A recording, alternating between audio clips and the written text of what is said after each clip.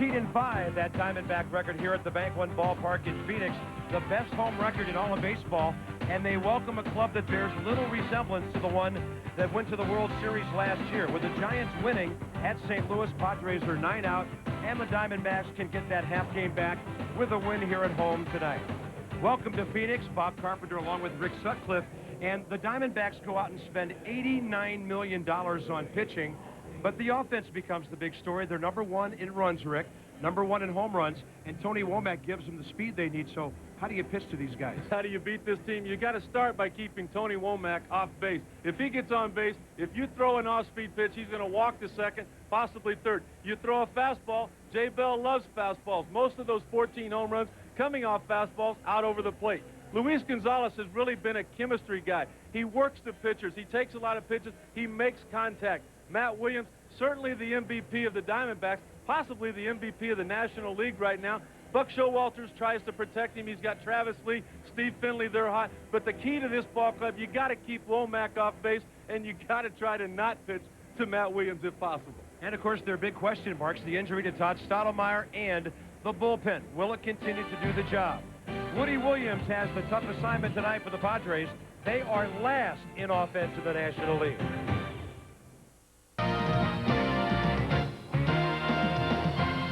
ESPN Wednesday Night Baseball is brought to you by Bags, the best of what Germans do best, and by the Delta Faucet Company. Delta, the faucet.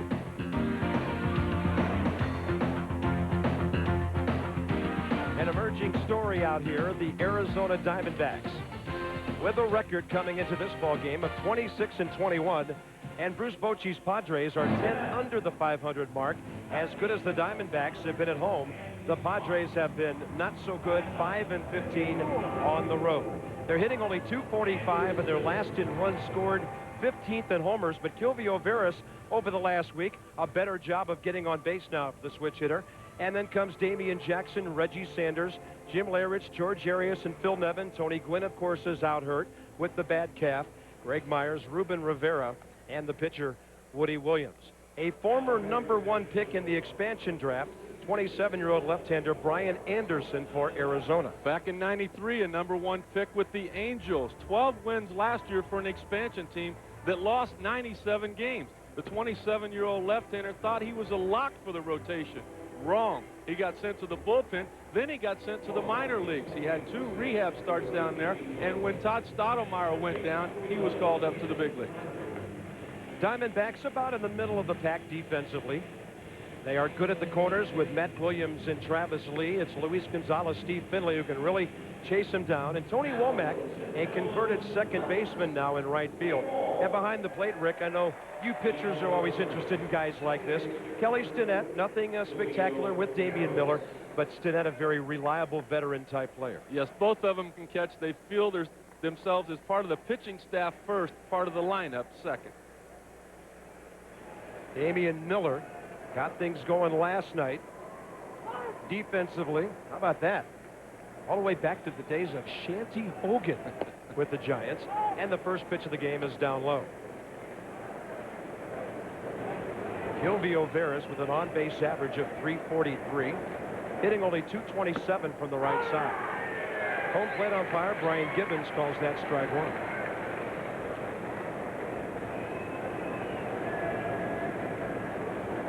Ed Montague is the crew chief. And the breaking ball is down low, 2-1. Veras had shoulder surgery over the winter and was not supposed to be back playing until mid-May. So for him to get hot now is right along the doctor's timetable. Got fisted, a little flare into center. Over to get it, and missing it is Finley. And Veras will motor for at least 2. Tony Womack backing up the play. And Veras into second base, leading off the game. It didn't look to me that Steve Finley got a good jump on this ball. He kind of froze to begin with. This is his first year playing center field here in Arizona. He is always a Gold Glove candidate, but he didn't break right away. And then you see he actually gets to the ball, but he's not able to make the catch. The ball went over his glove. So I'm not sure he picked up that baseball right off the bat. Yeah, you could see it go right over the heel of his glove. Now Damian Jackson with a chance to push the runner over. Jackson hitting only .207. Padres have some bats very quiet these days. Jackson was at 193 just a couple of days ago. George Arias, Ruben Rivera have been under 200. Phil Nevin and Chris Gomez have been just over the 200 mark.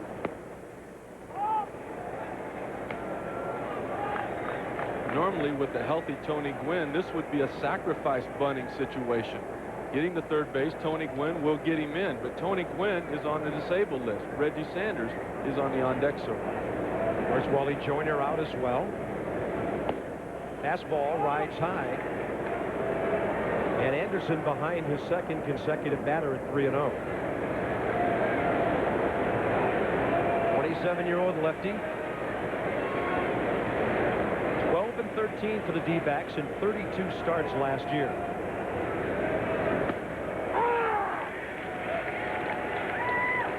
And with the roof open and the panels open, the ball can really fly out of this ballpark. It's in the 80-degree range. It was in the 90s in Phoenix today. A lively ballpark.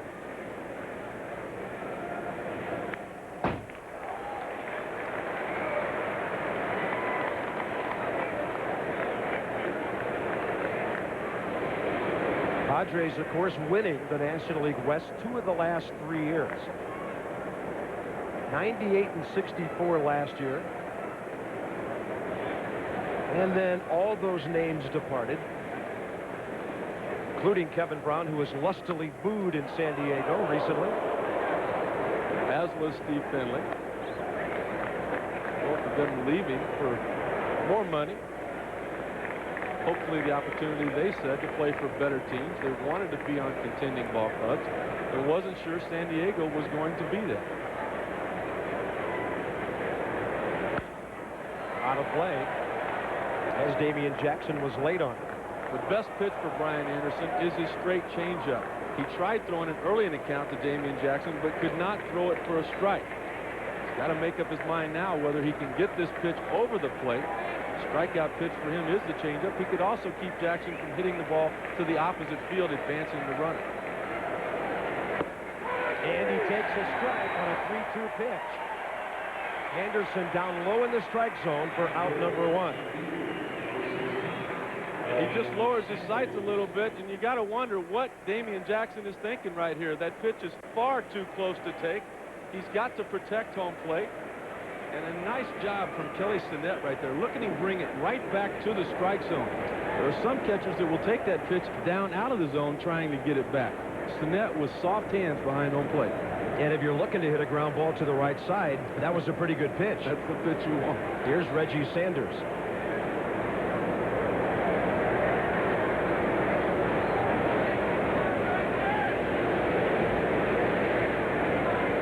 Reggie hitting at 270. His numbers are on the rise now. 6 for 11 his last 3 games. That was to end an 0 for 18 slide.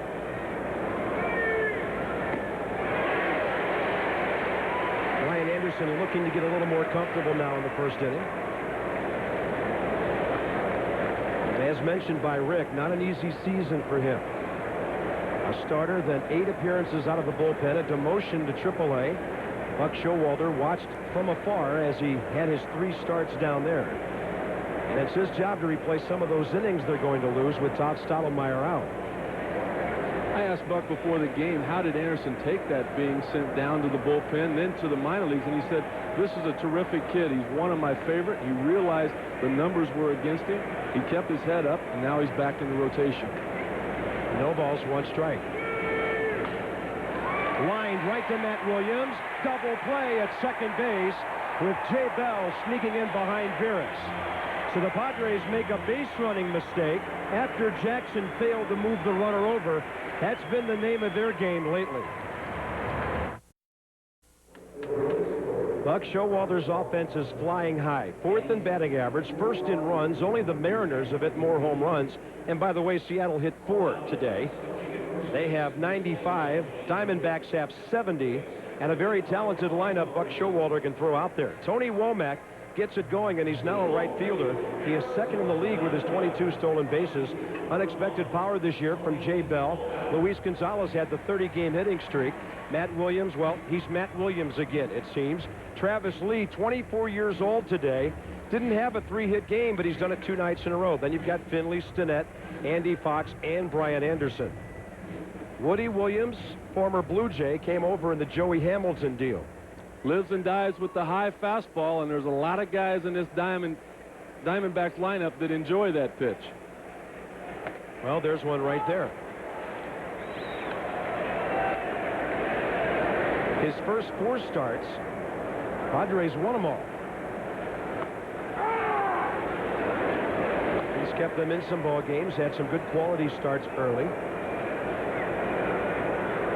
Tony Womack with an on-base average of .326. He gets fisted and fouls one off to the right side. This is really a trade that's worked out well for San Diego. Joey Hamilton going to the Toronto Blue Jays has been on the disabled list most of the year. With all the troubles that they've had, it's been nice to have one constant in Woody Williams out there giving them quality starts. Womack, little flare, left field line, fair ball. He's going to make a big turn. Sanders looks him back to first. And now you'll see some changes in the San Diego defense immediately. That's baseball for you right there. Reggie Sanders hits the ball right on the button.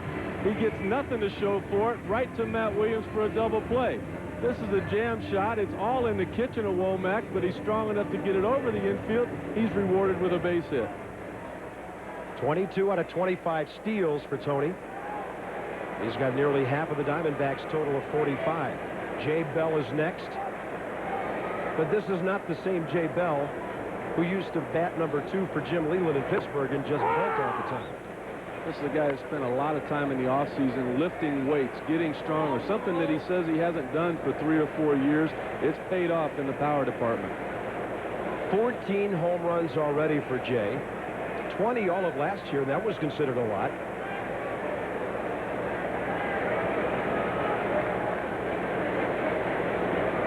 Tony Womack, he's just got one of those arrogant big leads saying, throw over here, buddy.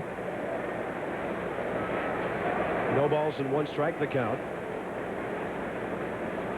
Hitting room on the right side for Bell, who showed bunt. He drew Arias in from third and took ball 1. A little bit surprised at Jay Bell trying to bunt right there. This is a good combination for Womack to run on. Williams is athletic. He's quick to first base, but he's slow to home plate. Greg Myers is not a good throwing catcher. Yeah, only 3 of 18 caught stealing so far.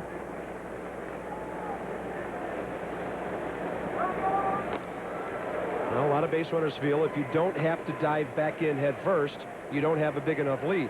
He was fully stretched out going back to the bag. He also knows that there's a right-handed first baseman playing tonight, and it's slower for him to get the tag onto the base runner. Wally Joyner also on the disabled list. That was close. Ron Culpa, rookie umpire, says safe. Well, Womack knows exactly how far he can get now. I wouldn't be surprised to see him shorten up about a half step, but the slowness, the time that it took for the right-handed first baseman to get the tag there was what allowed him to get his arm back in. And the next pitch missing off the plate inside. It's a good combination for the Diamondbacks. Jay Bell right-handed, then Gonzalez the lefty, then Williams the righty, Lee the lefty. They can be tough to pitch to in the late innings because of that. Woody hoping to pick Womack off of first base now because he knows if he throws an off-speed pitch, Bell will take it. Womack will easily get to second base. If he throws a fastball, Jay Bell's looking for that. 2 balls, 1 strike.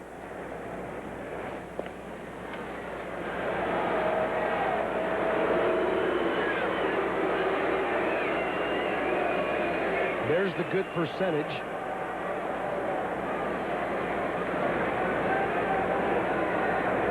%8 for Womack. He's running, pitch low, throw on target but late, and it's number 23 for Tony Womack.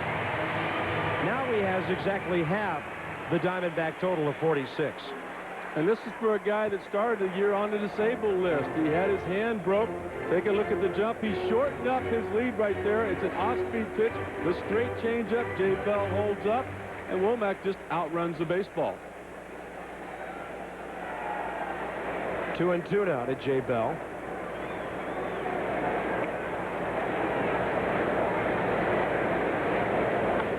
And Bell had a real good rip at that one. The Diamondbacks with a veteran ball club, the Padres with a young, inexperienced team. Even with 2 strikes there, Jay Bell trying to go to the opposite field to advance the runner.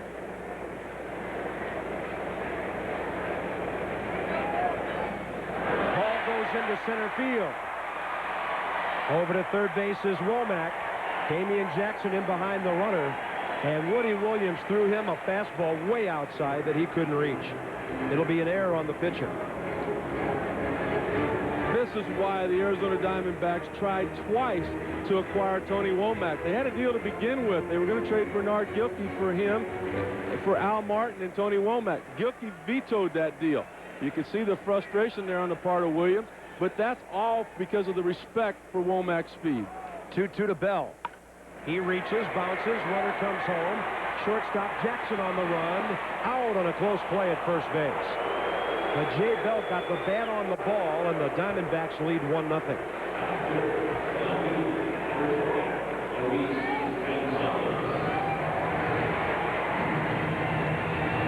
Bell knew that with the infield playing back, all he had to do was play pepper with anybody with the exception of the pitcher. It's a straight changeup right here from Woody Williams, and a terrific pitch. All that Bell does is make contact. He's kind of peeking down the line a little bit, hoping it got through. And he is just beaten by the throw. Here's Luis Gonzalez. His 30-game hitting streak from April 11th until May 18th. Still pretty much the talk of the league. There are 3 other active players who have had a streak that long. In this decade, Eric Davis, Nomar Garciaparra, and Sandy Alomar Jr. 13th longest streak in Major League history. 11 others have done it. And it just makes you shake your head in wonder, Rick, that Jolton Joe DiMaggio could ever go 56 in a row. Even Gonzo couldn't believe himself that he was able to hit for 30 straight. Some of those hits coming in dramatic fashion. A home run in the bottom of the 10th to extend the streak, and then a base hit in the bottom of the 9th. Well, the baseball gods definitely have to be looking kindly upon you. That one was up and in, 3 balls and a strike. You don't want to walk this fella with Matt Williams coming up next. Gonzalez, 3rd best in the league at 378. Out to left center. Reggie Sanders near the track, and that's the 2nd out. 376 to the gap out there. The streak actually ended for Gonzalez against the San Francisco Giants and 2 left-handed pitchers. Kirk Reeder, the first 3 at-bats. Alan Embry, the last at-bat. Normally, Buck Showalter might have platooned. Bernard Gilkey would have played against the left-handed pitchers. But Gonzalez is just too hot to sit down. A man who's been hot from opening day steps in now, Matt Williams. Batting average, .321. RBI total best in the league. He would be number 2 behind Manny Ramirez in the American League. And the 14 home runs have him in the top 3. 313 career dingers now for Matt Williams. He jacks one out to center. Chasing Ruben Rivera back. And this ball is off the 25-foot wall. A 2-out double for Matt Williams. And that's a ball that's a home run in almost any other ballpark. Not only the biggest part of the ballpark, Bob, but Steve Finley tells me the only part in the ballpark which the baseball does not carry. Hard to believe this ball hit well above the 407-foot mark. Matt Williams, he's not only hot, but he's happy right now. He's remarried, he's home with his kid, and he's playing on a contending ball club. Things could not be better for Matt Williams, except for the fact that the center field fence was just a little bit lower. Travis Lee coming off the 2 hot nights, and a breaking ball drops in on him. He was batting .228 a couple of weeks ago when Buck dropped him down to the number 7 spot, but he's back in the .250 range now. After his breakout rookie season, saw him bat .269 with 22 home runs and 72 batted in. Although he would like to strike out a little less, 123 times last year. But young sluggers do that these days. 1-1 pitch.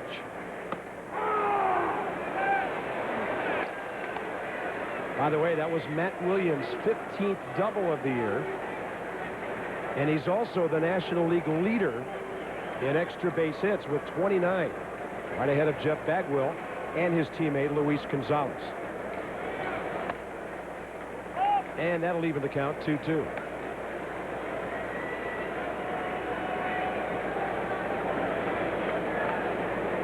Padres have been owned by the D-backs so far this year. Arizona's won 4 out of 5 from San Diego.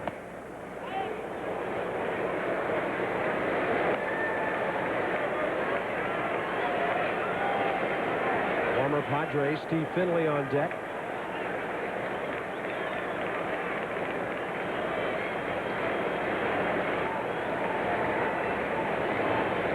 To Travis Lee.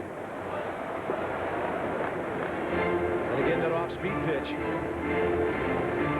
And that's because of the base open. Also, that shows you the respect for Travis Lee right now. He's 6 for his last 9, Jim Presley, the hitting instructor for the Diamondbacks, told me that he had a big series in Colorado going into this series. So he's starting to get back to where he was the first 3 months of his rookie year. High fastball strikes him out. Couple of hits, a stolen base, and an error. Tony Womack manufacturing the Diamondbacks' 1-0 lead after 1.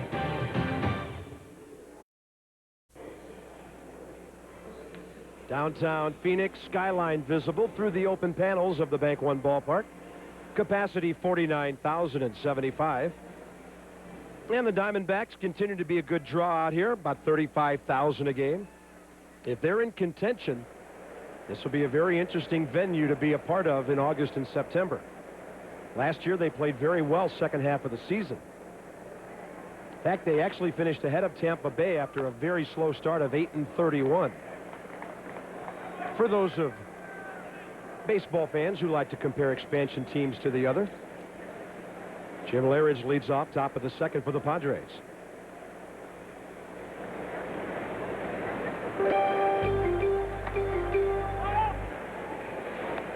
Lehridge sitting at 250. Wally Joyner has a chip fracture in his left shoulder joint, and he, like Tony Gwynn, is on the DL right now.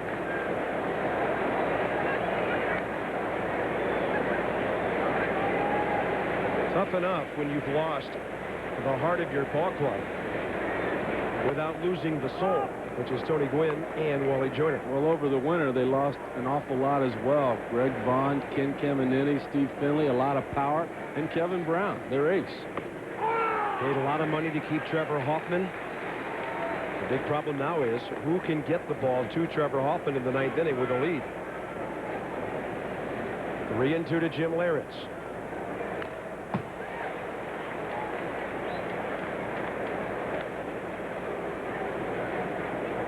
The King, as Jim Lehridge is known amongst his teammates, a nickname given to him from Don Mattingly.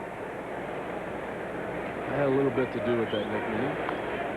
You contributed to some of his heroics? Yeah, his first year with the Yankees, I was pitching with Baltimore, and he struck out. And he came back, and he broke the bat. He was yelling, screaming. Mattingly said, "Hey, kid, get used to it. He'll probably get you 2 or 3 more times tonight."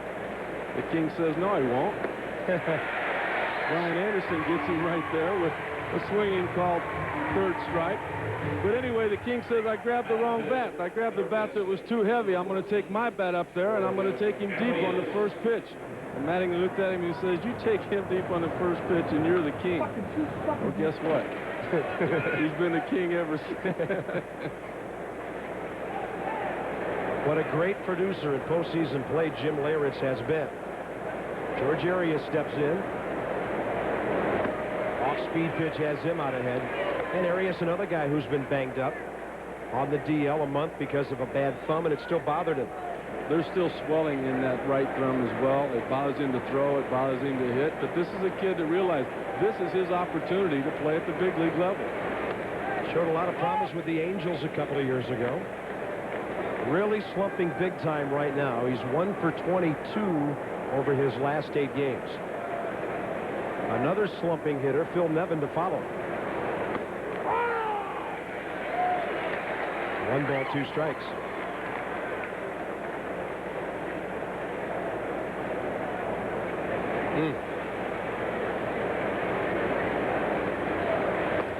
Fastball rides high. That'll even things up. Padres are hitting .245 as a team. Only the Oakland Athletics at .238. Below that. And you wouldn't expect any American League team to be hitting down that low. High fly ball, short center. Fox out. Finley in. It'll be the shortstop. Andy Fox has it for the second out. Tomorrow at 7:30 on ESPN, we've got the Eastern Conference Final, Game 3, the Leafs and the Sabres. Leafs won at 6-3 yesterday. Sabres still trying to solve some of those goaltending problems. And for more, you can log on to ESPN.com. Part of the Go Network, go.com. Bases empty, 2 outs, and Phil Nevin the batter. Nevin 6 for his last 46.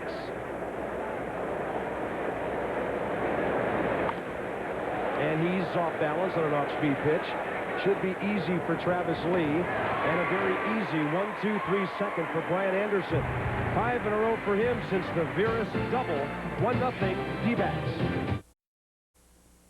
Trey Wingo in the Baseball Tonight studios. Mitsubishi takes us to the Astrodome. Pedro Stasio got the complete game. That's the good news. The bad news, he also got the loss. Craig Biggio drives in the game winner in the 9th. Stros win it 3-2. Back to the Bob with a guy named Bob Carpenter. All right, Trey, thank you very much, and welcome back to Phoenix at Houston Ball Club. 29-16 now with 4 consecutive wins. Some of those Central teams better watch out. They can run away and hide, even though they've got some key injuries right now. Former Padre Steve Finley leads off. Bottom of the 2nd here in Phoenix. He's riding a 6-game hitting streak. Trying to bounce back from a rather low 249 last year. But he's done exactly what the Diamondbacks had hoped. He's gone out there and played for him day in, day out. That's the reason they let Devon White go. They weren't sure if he would stay healthy. Coming into the ball game tonight, this is the 48th game for Steve Finley. Last time I looked, Devon White had played in about 35. So they got a guy that'll go to the post for him. And a pop-up left side. It'll be back and out of play. And Devon White just back. Oh, almost a week from a hamstring that had him out a week. Finley has always been one of those guys that can play with pain. It might show up in his offensive numbers, but it's never showed up defensively. Woody Williams on 1 ball, 2 strikes. And that fastball rides high. Williams, a rather unusual distinction last year. As you check out the Steve Finley numbers, only 8 base hits over that 6-game streak, but a .320 batting average and a little tapper foul. Last year, Woody Williams with the Blue Jays was 5-0 against division champions of the American League. He beat the Yankees and Indians twice each and Texas once. A 2.31 ERA in 9 starts against those very good ball clubs. This ball ripped into right field by Finley. Phil Nevin up with it, and the hitting streak goes to 7 games.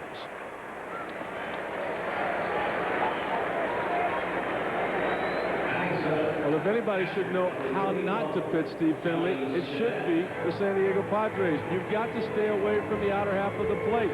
You can see right there, Greg Myers was setting in. His hand had to go back to the outer part of the plate, and Steve Finley loves that pitch.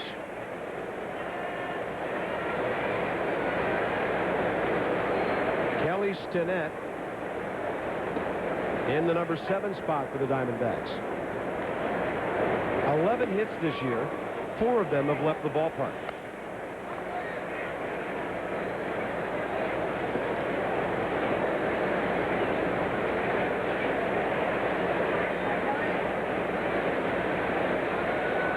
Andy Fox next, then the pitcher spot. And a double play ball out to short. Jackson for Beerus. Plenty of time with the catcher running to turn the 6-4-3. Damian Miller would have been in the lineup tonight, except he's nursing a sore Achilles. He played in the game last night. He caught the shutout from Randy Johnson, but Buck Showalter wanted to give him tonight off because of the off day tomorrow. He'll basically have 3 full days to get ready for the Friday night ball game.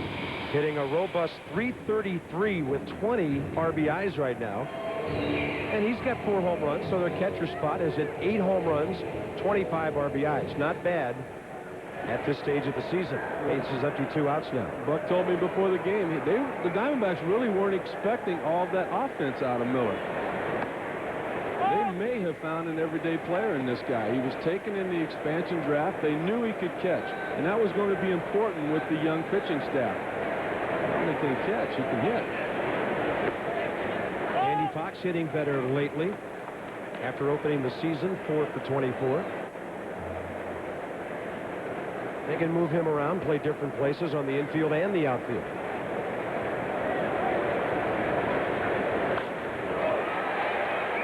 High in the air for Reggie Sanders. And because of the double play, a quick bottom of the second for Woody Williams. Bottom 3 coming up for the Padres. 1-0 Arizona. Top of the third, Bank One Ballpark in Phoenix. And Greg Myers leads off for the San Diego Padres.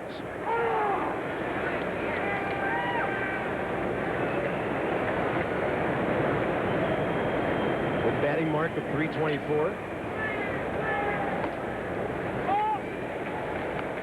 Very interesting defense by the Diamondbacks as Jay Bell moves about 20 feet onto the outfield grass. That's a rover in slow pitch softball there. And that's kind of the way Greg Myers approaches hitting. I mean, he's a slow pitch softball guy. He takes a big hack. He likes to pull the baseball. And he's not very fast down the first base line. Jay Bell knows that. He's got a shortstop's arm, so throwing him out should not be a problem.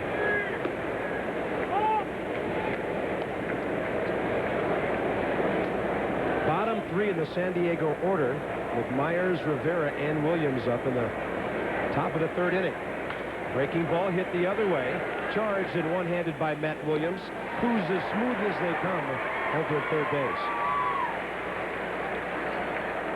4 Gold Gloves to his credit. He's got the range of a shortstop. He's got a tremendous throwing arm. He's got the arm strength and the accuracy. And he'll tell you that he loves having Travis Lee at first base. The height of Travis Lee, the wingspan.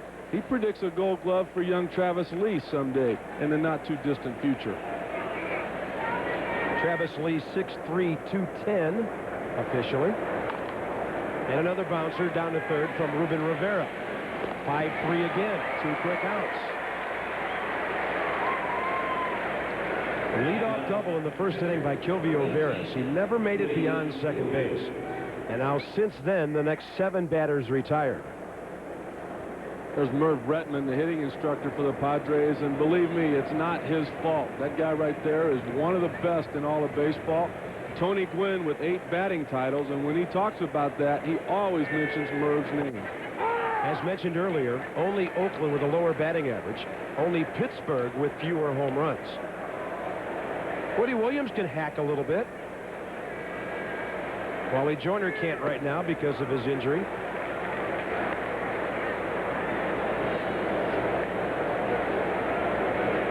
Woody Williams, an everyday shortstop, all-regional player in the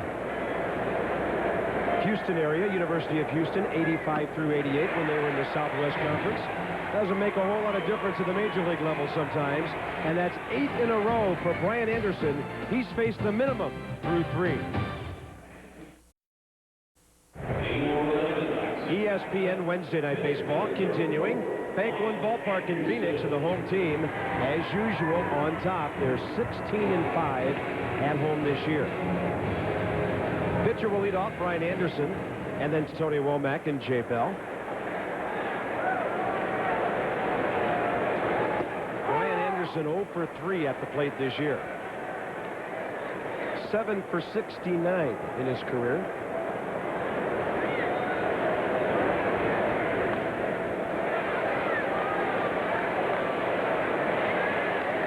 Pretty good hack right there on the part of Anderson. Buck Showalter was saying before the game that he can do some things with his young pitcher. He said he can bunt, he can hit and run a little bit, but he cannot hit the curveball.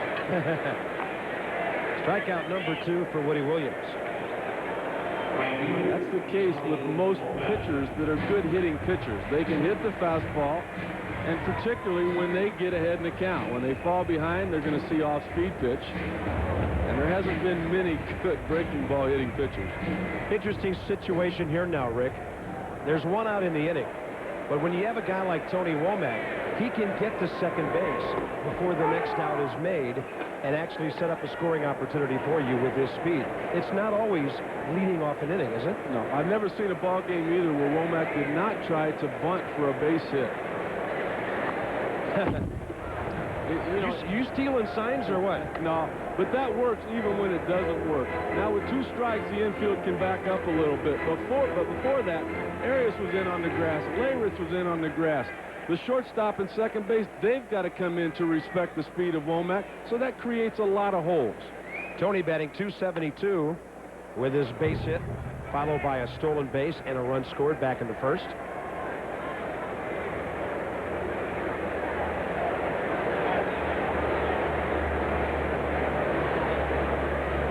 He has scored 29 runs now this year. And a little tapper.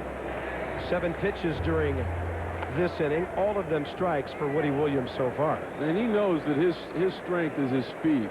This guy's a smart guy. He's got a master's degree from North Carolina at Greensboro. He's just got to put it in play.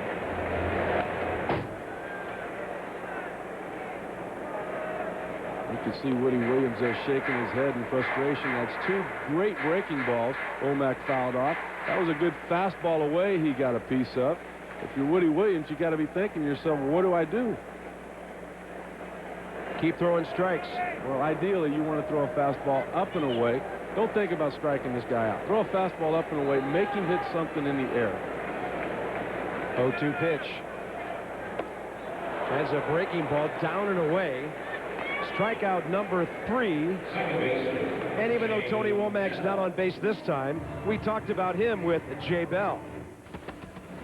I think anytime that you have some guys that come over that have, especially Gonzo, Steve Finley, guys that have had playoff experience and understand how to play throughout the course of the season to get to postseason play, certainly it helps out a ton. For me personally, with Tony getting on base as well as he has this year, always a threat to steal. Certainly, I'm going to get a lot more balls out over the plate, mistakes by pitchers that normally, if he hadn't been on base, I wouldn't. Jay Bell 1 for 2 with that base hit up the middle. RBI ground ball earlier. That'll get Luis Gonzalez to the plate here in the bottom of the 3rd. First week of the season this year, Jay Bell was named the Player of the Week. It's the first time in the short history of the Arizona Diamondbacks that their organization received that award. A lot of chuckles around baseball when he signed that big contract last year. People saying, wait a minute, over $30 million for a light-hitting shortstop who doesn't have much range? Well, now he's a heavy-hitting second baseman with just enough range. Well, the one thing Jerry Colangelo knew he was getting was a quality person as well as a great player. And that was so important for this franchise to get off in the right direction, not only with the young players they were going to be bringing in, but with the community. Matt Williams and Jay Bell are just great people. Instant credibility. Fastball, outer half, 1 ball, 1 strike. Luis Gonzalez hit the ball hard first time, lined out to left. Tony Womack's presence has been felt. Finley driving in runs, batting in the number 6 hole. And Luis Gonzalez, one of the keys to his hitting streak, almost always making contact. Very low strikeout numbers for the man at the plate. Third behind Larry Walker and Sean Casey in the National League in batting average coming in.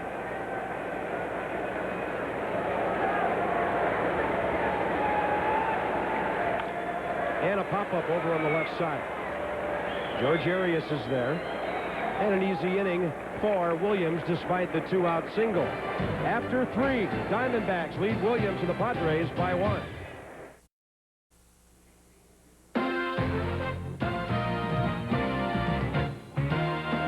ESPN Wednesday Night Baseball is brought to you by Gossamer Bay, something to agree on, and by 1010-9000, America's Directory Assistance.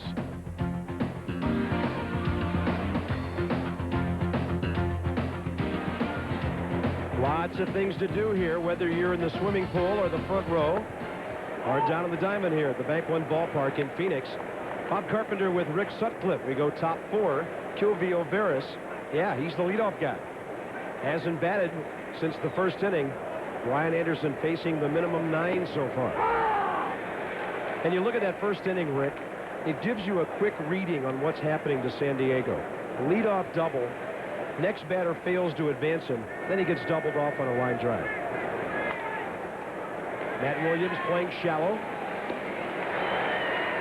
9 straight for Brian Anderson. And let's check in with Trey Wingo. All right, Bob. Braves trying to win back-to-back road games for the first time in a month, facing Milwaukee. This will help. In the 10th inning, tied at 2. Chipper goes the opposite way. Solo home run number 11. It's now 3-2 in the bottom of the 10th. Back to the 97 Mid-America Emmy Award winner for play-by-play, Bob Carpenter. Oh, brother. Come on, Trey. You know what? It's always interesting, though, to see the Braves playing back in Milwaukee. Back in the Hank Aaron days there. Yeah, Milwaukee, a National League city again. Isn't that great? And a fly ball off to the right side from the bat of Damian Jackson, who was called on strikes first time up.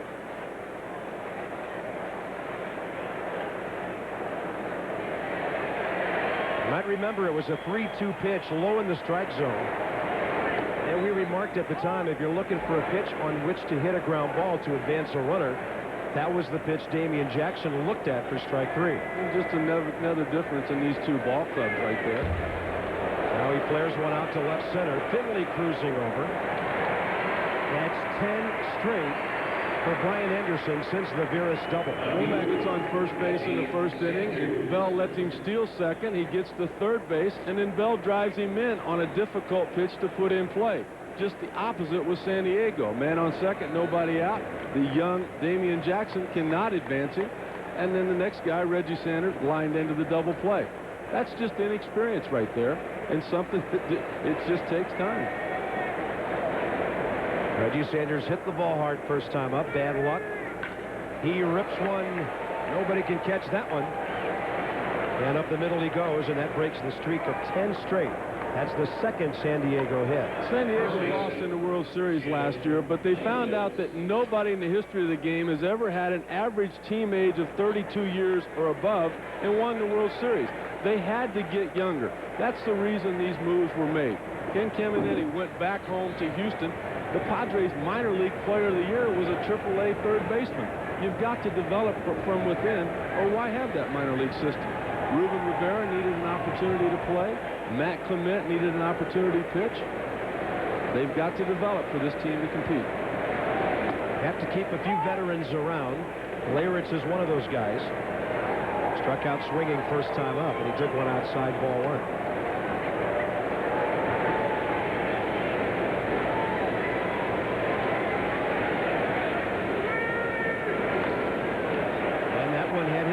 Slowed down. Anderson kept him off balance. Right center field for Womack. And the Padres go quickly again. 2 hits, 1 runner stranded. Matt Williams with all that power. Travis Lee and Steve Finley coming out. Bottom of the 4th inning. Pitchers duel so far. 1-0 Diamondbacks. On a first inning manufactured run by Tony Womack, driven in by Jay Bell. Matt Williams doubled off the center field wall later in that inning. Hit the ball about probably 410 feet or more. And he rips one to right center. Nevin, battling the right, makes the catch. Ball was twisting back to him off the bat of the right-handed batter. Yeah, that's also, Bobby, what you get when you take a third baseman who converted to a catcher and you try to play him in the outfield, which is what Bruce Bochy has to do. He's got to create some offense somehow. He wants Nevin's bat in the game. He wants Leyritz in the game. And Greg Myers is in there because Woody Williams likes throwing to him. Yeah, this isn't the American League where you can hide a guy DH him. And the players have a saying, Rick, the ball will find you if you're out of position. Travis Lee on his 24th birthday struck out first time up. Little tapper. Williams had him reaching. Leyritz will go it alone. 2 quick outs here. Every team in baseball has an advanced scout, but it's not really needed right now against the San Diego Padres. They're not hitting. They're not playing good defense. Bad base running. And no Tony Gwynn. So there's really not a whole lot to say right now. You don't want to walk anybody, and that's been the key to success tonight for Brian Anderson. Times that try a manager's patience. We saw Jim Leland battle through it in Florida, eventually moving on to Colorado, and now Bruce Bochy going through much the same thing. Finley with a base hit, erased on a double play ball, his first time up.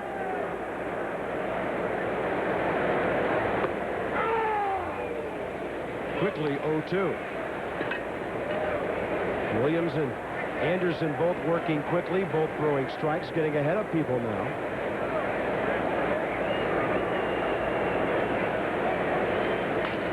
And a broken bat back to the pitcher. A 6-pitch inning for Woody Williams. 4 straight for him. We cruise into the 5th inning. Home team on top by 1. George Arias, Phil Nevin, and Greg Myers for the San Diego Padres. Top of the 5th inning here. ESPN Wednesday Night Baseball, Bank One Ballpark in Phoenix. How quick is Brian Anderson working? Saw him give up the leadoff double to Kilvio Vera starting the ball game. He got comfortable against Damian Jackson. He's been almost untouchable ever since.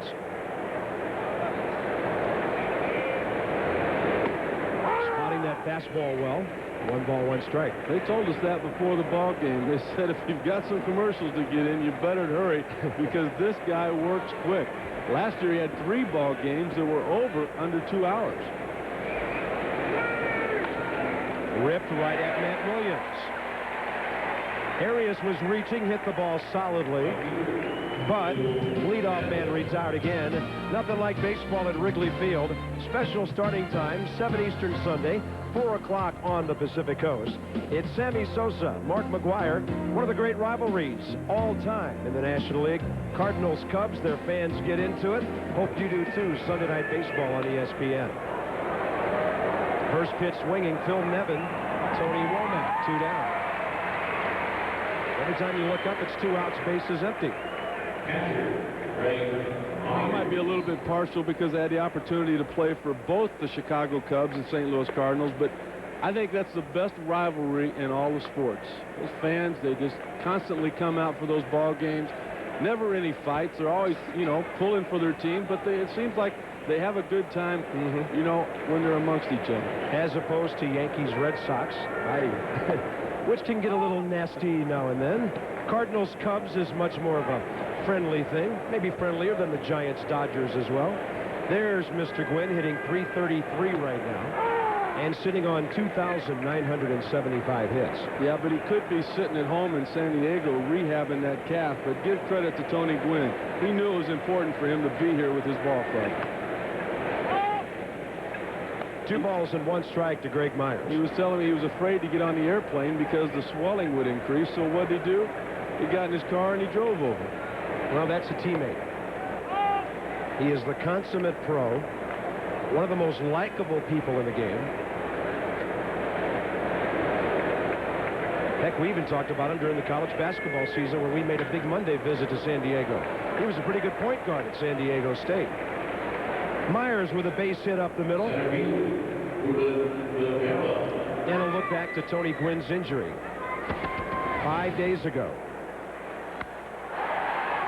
Trying to beat out a double play ball right there. You can see him stretching out for the bag at the end there. He tried halfway down the line to get there, and that's when it blew. He needed help off the field. The Padres know that this guy's a tough guy. He can play with a lot of pain. And when he needed help coming off the field, they knew it was serious. Here's Ruben Rivera. And Anderson misses low and away, ball one. Ruben a bouncing ball on the first pitch to Matt Williams, his first time. 1-0 Diamondbacks, top of the 5th inning. Off speed, it's a beauty.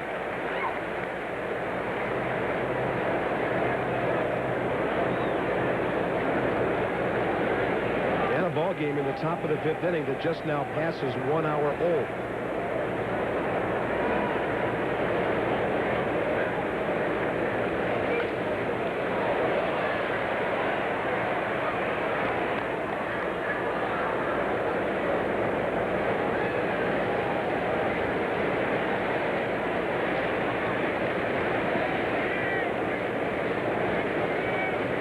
One ball and 2 strikes to Rivera.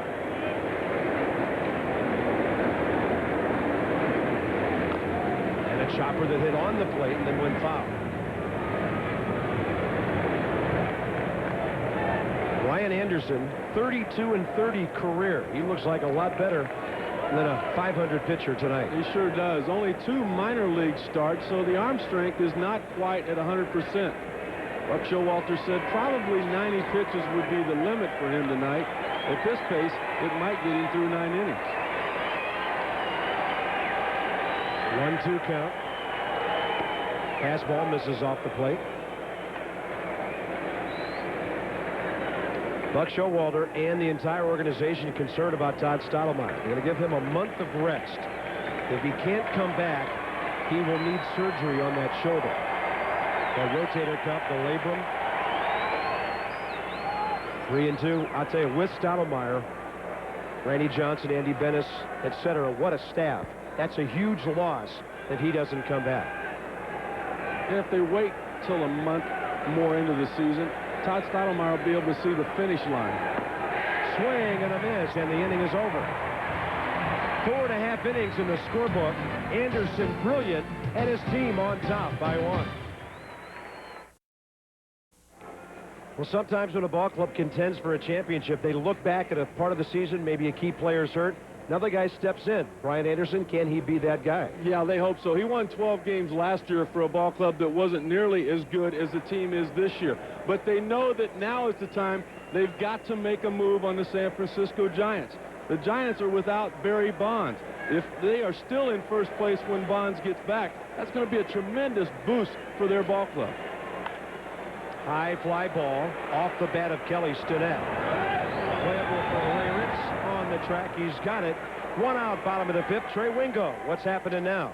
Well, Bob, Tim Belcher has given up the home run ball all season long, and it continues tonight. Harold Baines in the 2nd, his 8th. The 12th home run given up by Belcher. Moved to the 3rd. Mike Bordick, his 2nd. The 13th home run given up by Belcher this year. Finally, the home team gets in with for the Angels. Mo Vaughn off Sidney Ponson. Number 10, as Anaheim trying to get back into this one right now. 3-1. All right, Trey, they are in the middle of the race. Anaheim's won 3 straight. Started the day with Oakland and Seattle, 3 back of Texas. Andy Fox, the batter, bottom of the 5th here. Fly ball to left field his first time. Former American leaguer Woody Williams looking comfortable tonight. That's a pretty good breaking ball right there. You talked about his high-riding fastball. Really deceptive with that fastball. The radar gun will only say 88, 89 miles an hour, but he can get in on you with the best of them. He's got a tremendous overhand curveball he throws to left-handers. He's getting more confident with a slider that he uses to right-handers and a changeup to both sides of the plate. And a pop-up straight back here. Number 8 batter Andy Fox in there. Pitcher on deck, and it's 0-2 with 1 out. Williams could be looking at another very quick inning. He had a 6-pitch 4th. This guy's just got competitor written all over him. He's a red-headed kid. He battles you in everything that he does. Last year, he was 3rd best in the American League with runners in scoring position. Real happy with that changeup right there. You can see him kind of flipping his arm down. I've got to finish that. He knows that the key to the changeup is that your delivery looks like that of your fastball. The grip will create the lack of velocity. You can't do that by slowing your arm down.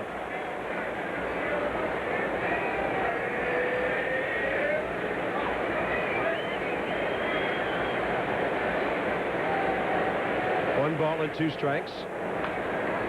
And a bouncer charging is Virus.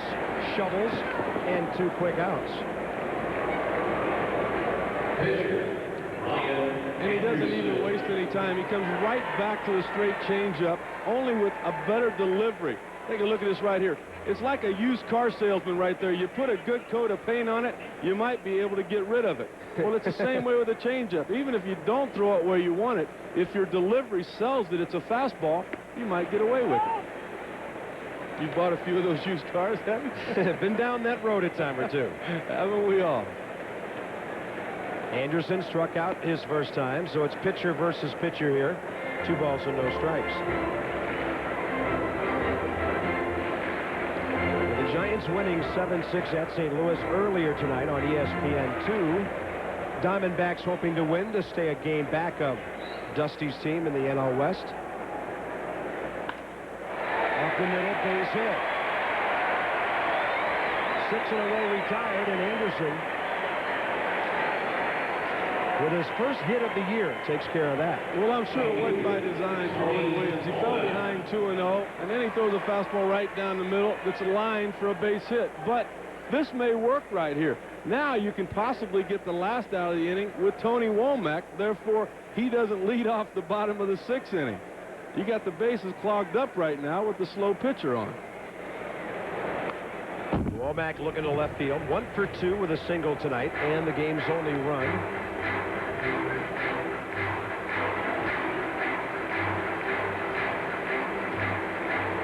He is a definite disruptor.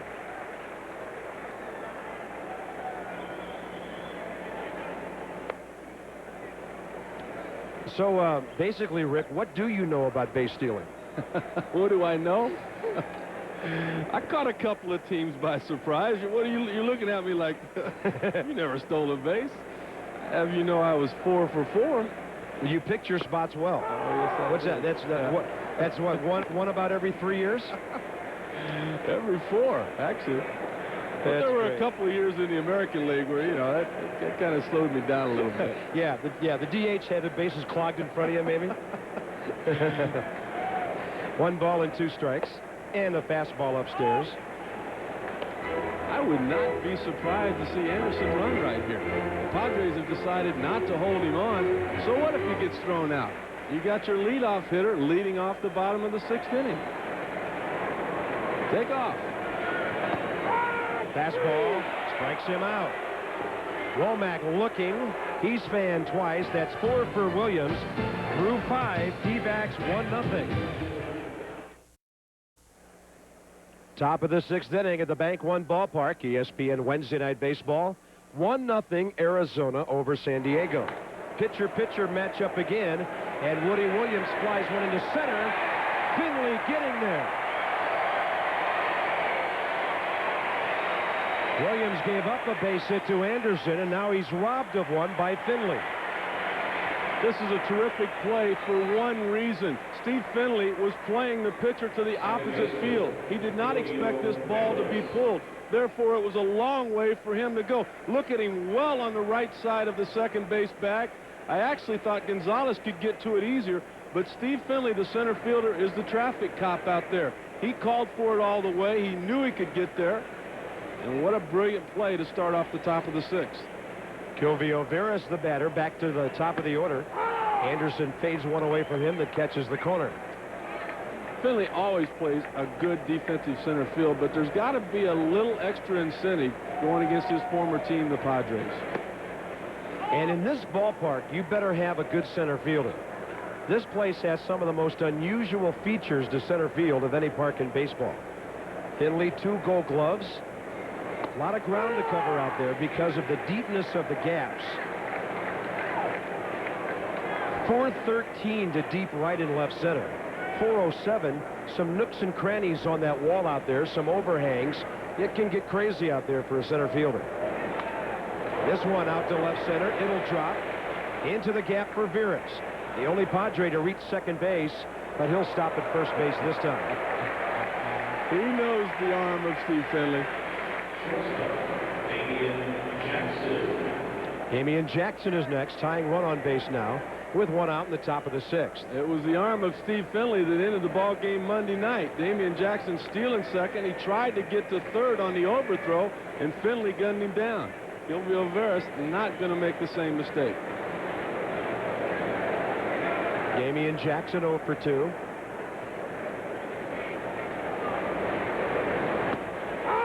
And Anderson continues to get ahead of hitters.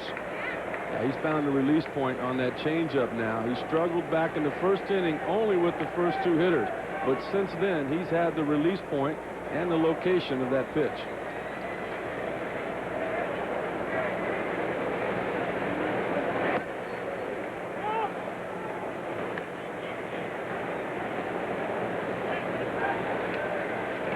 Anderson realizes that he's not a hard thrower, but he's got to use his fastball.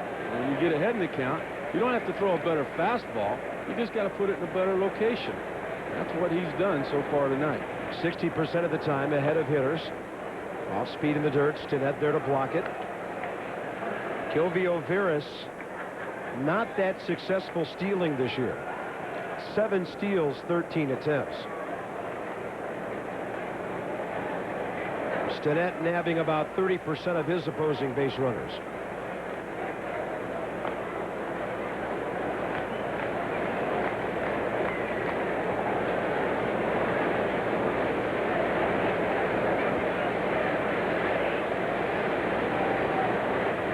Two balls and 1 strike. And a fly ball right field. Right there's Tony Womack. Jackson 0 for 3. And with 2 outs, it's up to Reggie Sanders.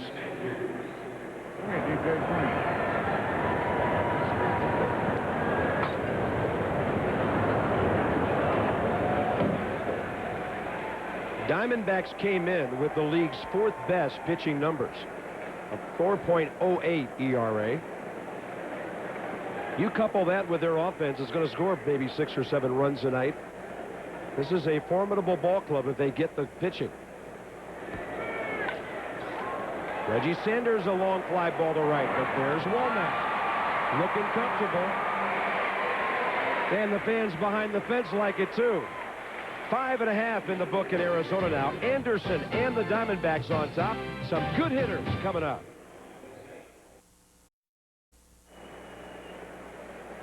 Randy Johnson, 6-hit shutout last night to go 5-2 on the year, getting that ERA down to about 3. Diamondbacks beat the Padres Monday night 6-5, 4-0 last night. They're going for the sweep. Trying to go 6 games over the 500 mark and stay a game back of the Giants National League West. Bottom of the 6th underway with a 1-1 count to Jay Bell, then Luis Gonzalez and Matt Williams.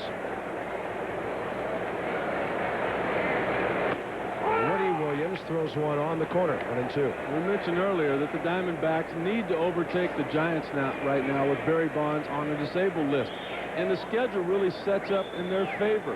During the month of June, they play 18 games at home.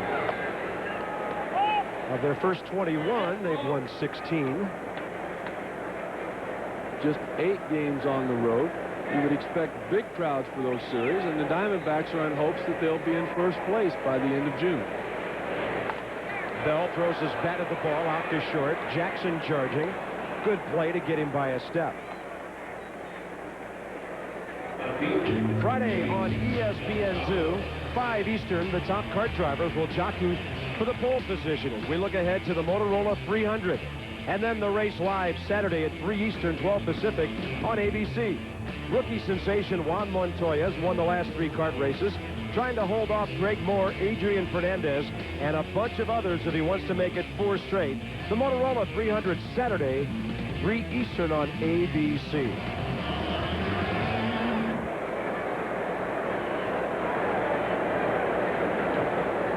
Time to look for Luis Gonzalez. There he is, 0 for 2 tonight, with a modest 5-game hitting streak on the line.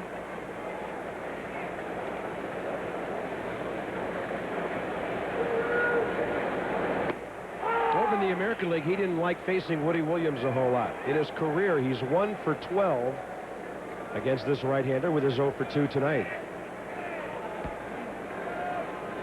Gonzalez, of course, with Detroit last year. He had 23 homers for the Tigers, 71 RBIs. The home run total, a career high. One of the most likable people in the entire game. Off the plate, 2-2. Bobby, this is a 4th team in the last 4 years for Luis Gonzalez. You'd think that he was a bad guy. Yeah. But you're right. It's just the opposite. Recently, within the last year, him and his wife had triplets. He made the comment after hitting a home run in the bottom of the 10th to win the ball game. He said, I had to. The wife called and said it was my time to feed the kid. Better get home.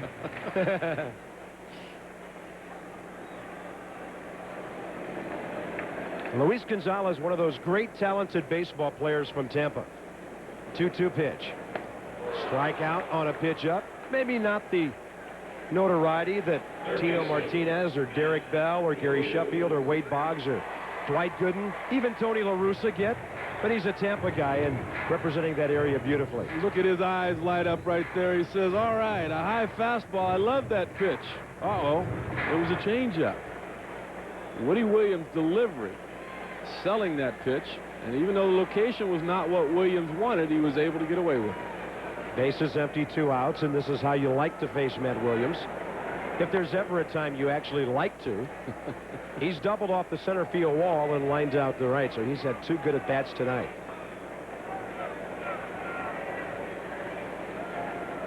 And the Diamondbacks had their best April at 13-11. Matt Williams at 357.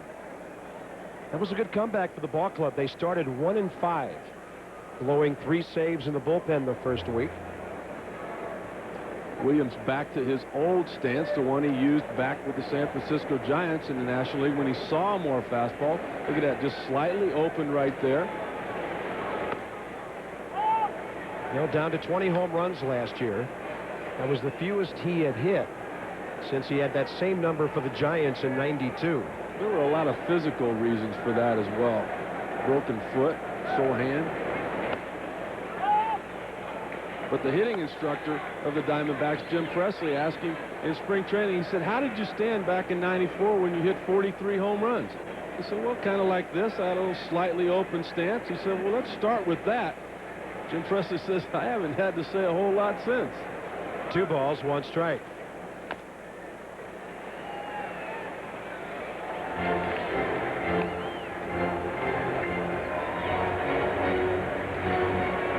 Jeff Bagwell was the National League MVP that year, with soon-to-be Padre Ken Caminiti hitting behind him.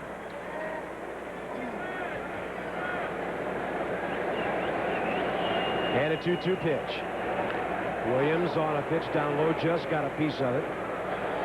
He'll stay alive with 2 outs and the bases empty.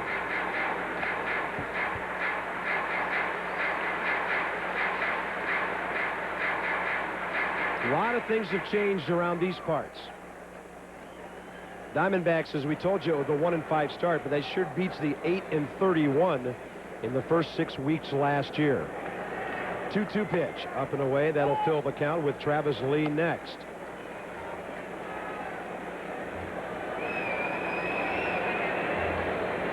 We'll find out right here how much respect Woody Williams has for Travis Lee. If he feels like he can get Travis Lee out, he'll throw something off speed to Williams. If he's worried about Travis Lee, he's got to challenge Williams with a fastball. Lined out to short. Damian Jackson looked like an off-speed pitch down low, and Williams went down, hit it hard. On to the 7th inning now. 1-0, Diamondbacks still.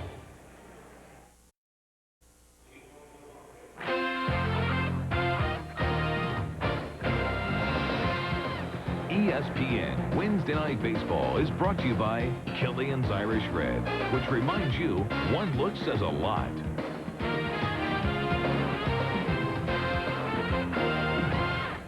Top of the 7th inning, Bank One Ballpark in Phoenix. We've got the king at the plate, and we have Sir Charles in the booth. Jim Leyritz is the king. He is the king. Royalty everywhere. Oh, no, I'm not royalty. I'm just glad to be around Rick Sutcliffe. So, well, what's the connection between the likes of you two? I'm trying to figure out what you're doing here. Aren't the NBA playoffs going on? Oh, that's not nice. That's not nice. Wow. I wouldn't have done that if you'd have been on time. No, what happened? No, I was working on my golf swing and it got dark. Oh, my goodness. I've been a big fan of Rick Sutcliffe. My grandfather's a great baseball fan. And one day back in the early days, I can see this one coming. No, I fell off my big wheel watching him pitch. And I've been a big fan of his ever since then. Oh, I deserve that. I deserve that. Brian Anderson. I am doing great. I wish I was still playing, but we just wasn't good enough. What do you think of Bank One Ballpark? It is awesome. First of all, anytime Jerry Colangelo does something, you can be sure it's going to be first class. And the people of Phoenix just got something beautiful here. You had some terrific moments in this town. Yeah, I enjoyed playing here a great deal. I had the most fun I've ever had anywhere playing in Phoenix. But this is tremendous. And you know the thing is good. They're playing well this season. Last year, obviously, was terrible. But I'm happy they're doing well because Phoenix got the best fans. George Arias steps in, takes a strike. Charles, I have to ask you, what happened to parity when the second round came around in the NBA this year? No, there was no parity, and I said that before, and I'm not taking credit. I said that before the playoffs started, there would be a lot of upsets because nobody knew how good anybody's was. Yeah. Because we played so many games, you couldn't play your starters that many minutes because you played a game pretty much every night. And I knew there would be a lot of upsets, but I still think Indiana's going to win a championship. I picked them at the beginning, and I still pick them now. Out of the West against whom? I tell you, San Antonio and Portland is going to be a tremendous series, but because I don't know. I think they got enough big guys to wear down Tim Duncan. He's going to play like he did against the Lakers. Half swing, the ball hits the plate. Anderson pounces, throws high, throws it away, and George Arias heads for second base. That's a situation, Rick, where you're almost better conceding the base hit. Well, the Diamondbacks, instead of having Charles Barkley here in the broadcast booth, needed him at first base. Somebody taller than me. Yeah, if he could have elevated right there, Travis Lee, he could have had this out. But you're right. What Anderson should have done right here is just held on to the baseball, trying to do a little bit too much. He's dealing on the mound right there. You got to hope that this little thing, if you're a Diamondbacks fan, does not upset him. That's only the 5th hit of the game by the Padres. They've never had more than one in any inning. And Phil Nevin is the batter. He has plied twice, 0 for 2.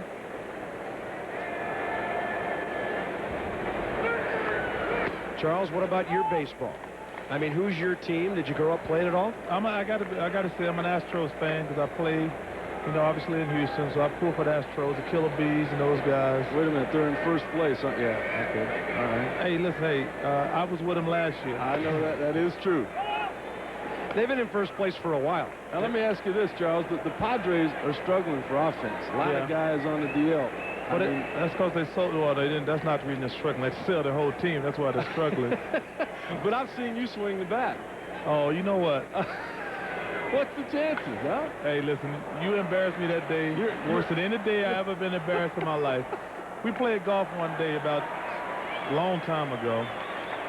We having a good time. I don't think baseball is a real sport. I think they got talent, but I don't think it takes no real tough guys to play baseball. You know what I mean? And you wanted to find out.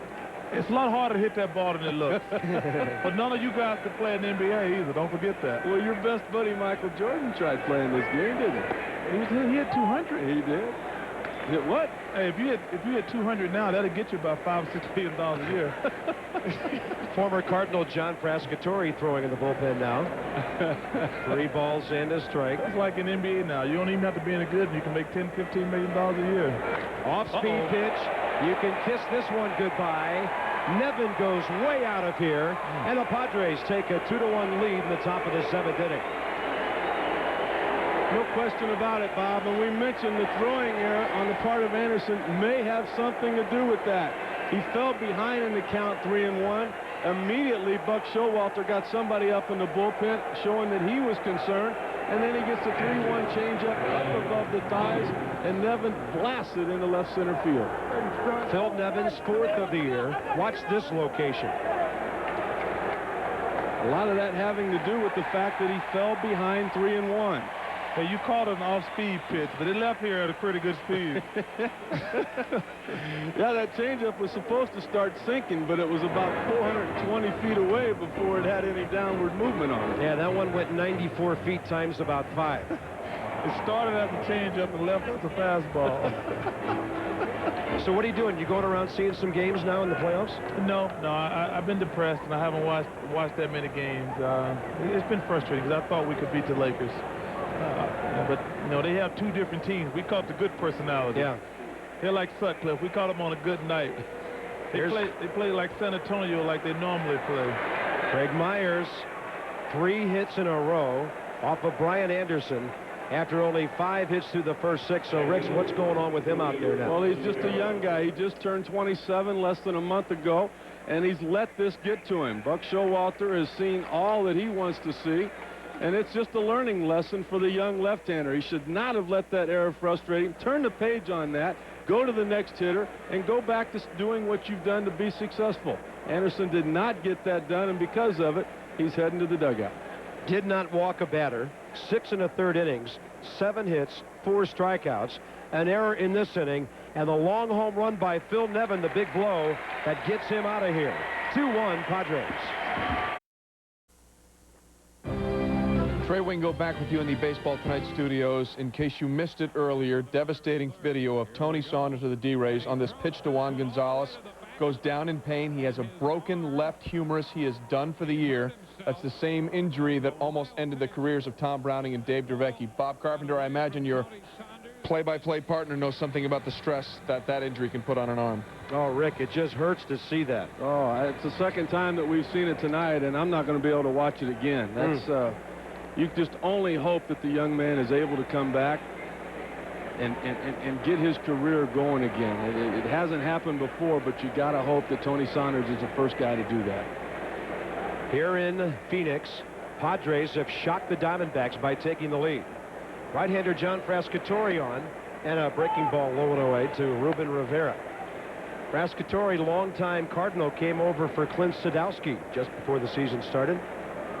A guy who's had a lot of work the last several years. And he's what they call a staff saver. He's one of those guys that's willing to pitch every night. And a foul ball back. 1 ball and 1 strike. Ruben Rivera, then the bottom of the order. Runners still at first. Greg Myers with 1 out here in the top of the 7th inning. Frascatore came up from the minor leagues with the St. Louis Cardinals, and they thought he could possibly be a starter, but he just never developed that 3rd pitch that's needed. The off-speed pitch, the changeup. Good fastball, good slider, but that's it. Over but low. Well, Charles, got to let you go in a minute. Thanks for your time, for coming up and seeing us. And you know what? Get back at it next year and get that ring sometime soon. I'm going to do my best. I'm very happy to be here, and it's always good to see my man Sutcliffe. I know one thing. You look awful comfortable with that headset on, brother. That's going to be in the future sometime, huh? I hope so. And out to second. They'll have to hurry, and they'll settle for 1 as Rivera hits into the force play. 11-time All-Star, Charles Barkley. Great to see you.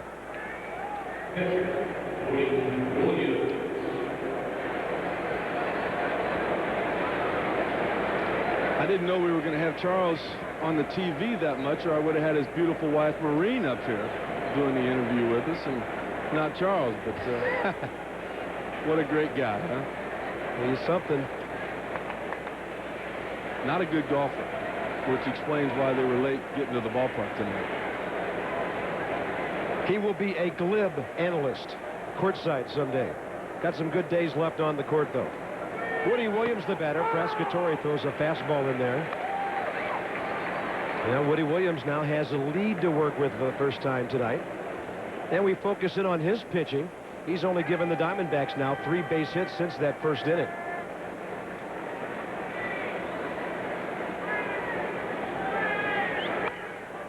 Jam job, little pop fly. It'll reach the seats. A lot of these new ballparks, there's very little foul ground. hitters like that. The reason being, they're so nice, you've got to put seats in that territory. People love coming out to Bank One ballpark. And in the National League West, in a couple years, there will be a lot less foul territory. They're going to refurbish Dodger Stadium. And, of course, the new ballpark in San Francisco. Hitters will like the NL West a whole lot more than they do right now. And a couple of years down the line, a new ballpark for San Diego. Yes, sir. Low and away, 1 ball, 2 strikes.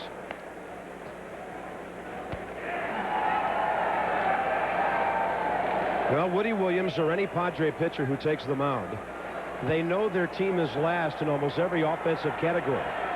Their margin for error very small. He has been outstanding tonight. And he's taken some rips. The old shortstop is from the University of Houston.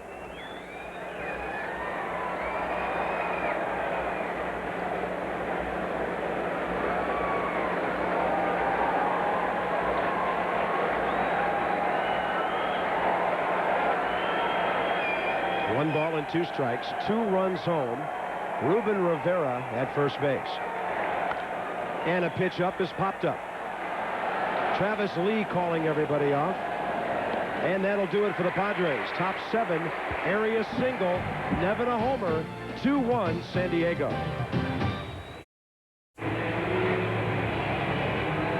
Well, Phil Nevin hits the home run that puts the Padres on top. Not the greatest right fielder in the world, as Rick mentioned. He's being replaced here as the Diamondbacks come up in the bottom of the 7th. There's Mike Darr, who will take over in right field. Travis Lee leads off. Trying to light a birthday candle here. 24 years of age tonight. He's 0 for 2 with a strikeout and a ground ball. He had a good rip on that one. Travis, despite his low batting average, has been a run producer this year. Well, the reason for Woody Williams' success tonight is that after the first inning, when he allowed the leadoff hitter to get on base, he did it again in the second. But since then, the last 4 innings, he's retired the leadoff hitter. Big breaking ball on the outside corner. Travis Lee frozen and gone. Strikeout number 6. This is what they call nose to toes to paint. Look at this breaking ball. It starts out at his nose. It breaks to his toes. And a great job from Greg Myers there, holding that on the outside corner for home plate umpire Brian Gibbons to get a good look at. Next up is Finley.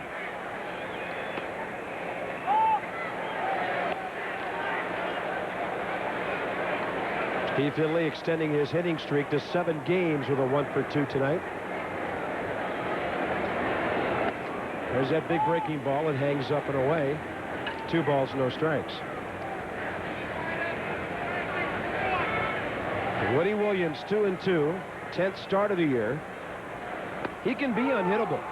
He came in with the 9th best opponent's batting average in the National League at just .225. He's already realized that he's much better suited for the National League than he was the American League. He's a good athlete. He can field his position, and he can swing the bat. Base hit. That breaking ball was sitting up a little bit. And Steve Finley's 2 for 3.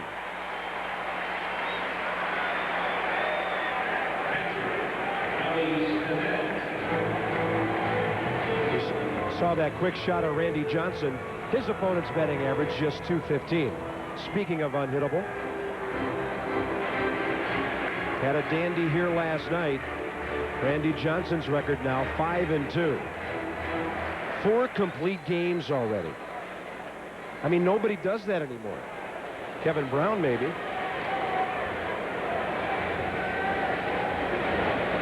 Kelly Stinnett bounces 1 foul outside third. Buck Showalter told me before the game he not only manages the night before different when Randy Johnson pitches, because he can use his bullpen. He knows that the big unit's going to give him 7 or 8 innings every time out.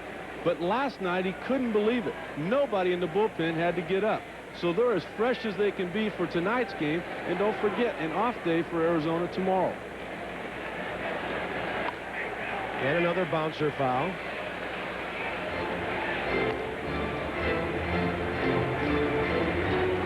Yeah, and then they start a road trip. 3 at New York, 3 at Montreal, before coming home for interleague play against the Texas Rangers. Woody Williams right at 100 pitches now, with 1 on, 1 out, bottom of the 7th.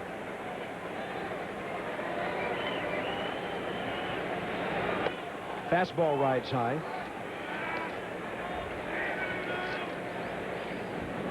Left-hander Ed Vosberg. And the right-hander Donnie Wall for the Padres.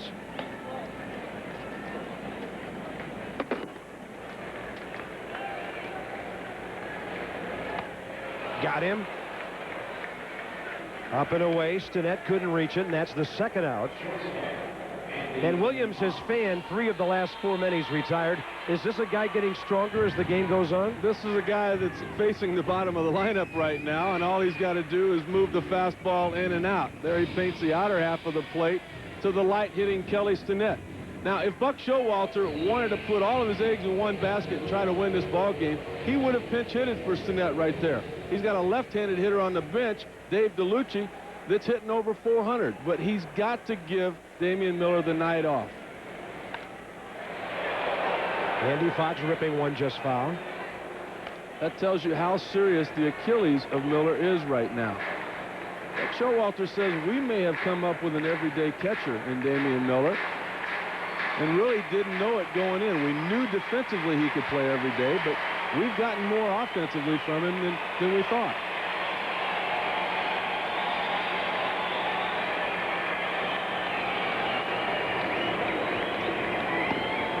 High strike, 0-2. Damian Miller hitting .333 now. At 102 at-bats, 20 RBIs.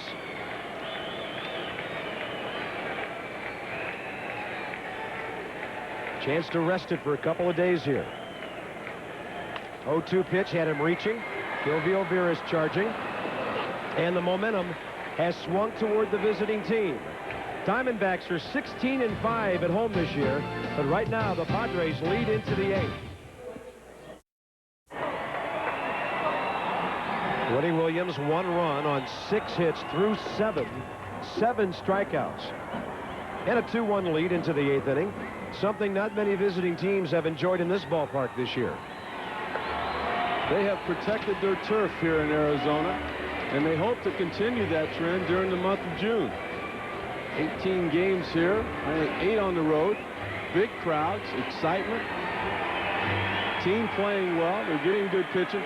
But what they've got to figure out is what every team in baseball that's gone to the World Series the last couple of years has figured out, is that it's a 6 or 7 inning ball game. Your bullpen has got to shut it down from that point on. The Diamondbacks struggling in the latter part of the game. Silvio Veras leads off. John Frascatore in relief of Brian Anderson.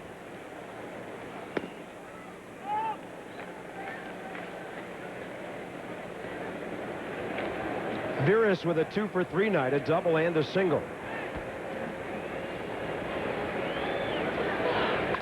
And a comebacker, Frascatore with the glove knocking it down. And he's retired, all 3 men he's faced.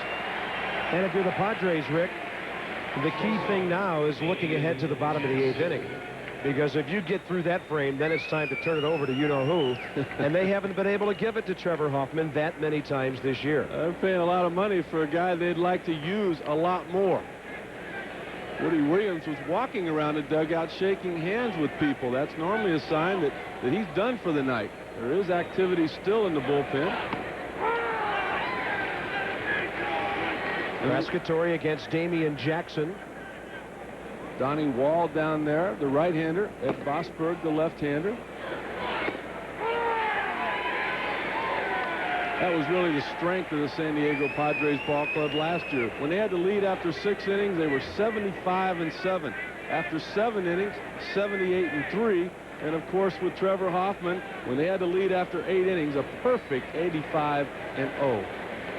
And that streak went a lot further back through last year. Padres had gone 181 consecutive games without losing when leading after the 8th inning. Well, it finally happened this year. April 28th. One swing of the bat by Mike Piazza. A 2-run homer in New York, and that streak came to an end.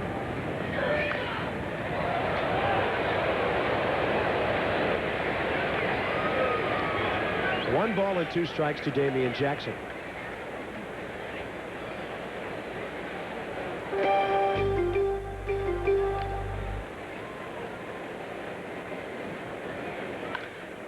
Out to center, cruising back Finley. Reggie Sanders now against Frascatore, who's retired 4 in a row. Brian Anderson did pitch well tonight, and at this point in the ball game, he stands to get the loss. Woody Williams possibly the win, but Woody Williams really pitched a lot better than Anderson did when you think about the 2 lineups that each pitcher had to face. Arizona hot, a lot of power. San Diego just the opposite.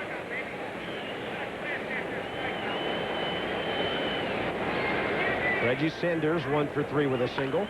He lashes one to left field. Gonzalez broke back and came in to get it. And we go to the bottom of the 8th inning.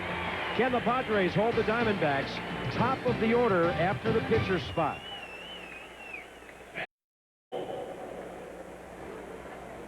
ESPN Wednesday Night Baseball, bottom of the 8th inning at the Bank One ballpark in Phoenix, and a 2-1 Padre lead over the Diamondbacks. Pitcher spot coming up with David DeLucci pinch hitting, and then the top of the order. Here's our Red Roof Inn's pitching summary. And as you mentioned, Rick, a great point. Woody Williams and Anderson matching up well, but Williams a much tougher lineup to face. Yeah, and right off the bat, he let Tony Womack get on base, but after that struck him out in both of his at-bats.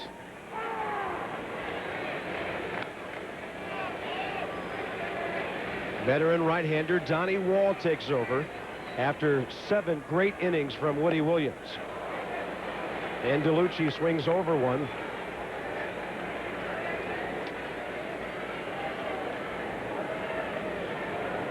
Career high 46 appearances for Wall on the Padres squad last year.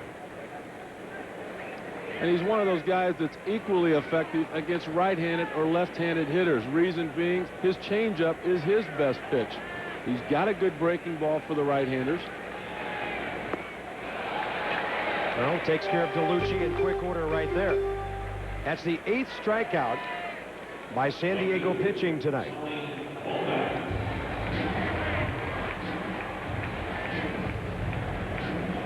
This pitch was all set up by the fastball on the inner half of the plate for the first strike. He comes back with the straight changeup away. DeLucci way out in front trying to protect the inner half of the plate. There's the first out. Tony Womack takes one at the knees.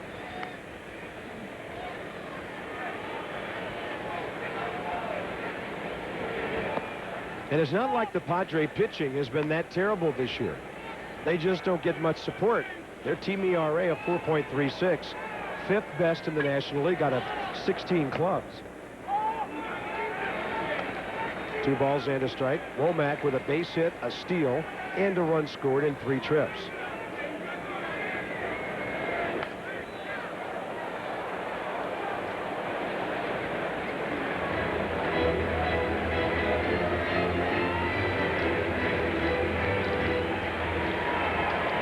Bottom of the 8th inning with 1 out. 2-2 pitch. Line, left field line, but great scouting. That's right where Reggie Sanders is playing. And smart pitching also on the part of Donnie Wall to go right along with that scouting. You've got everybody playing him to the opposite field. You've got the left fielder, Reggie Sanders, playing shallow. You see George Arias there hugging the line. And you want to get Tony Womack to hit the ball in the air. He's got no power whatsoever. With most guys, you want him to hit it on the ground, not Womack. Jay Bell takes a strike.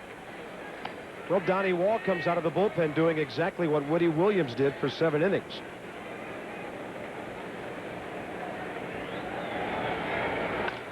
Bell chops it, cut off by Arias on the run, and this game's into the 9th inning. And unless the Padres have a big top of the 9th, it's Trevor Hoffman time shortly for Bruce Bochy and San Diego.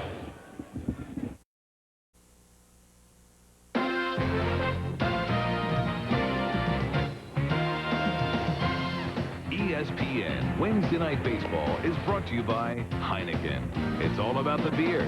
Heineken. And by Desenex for athlete's foot. It soothes while it cures.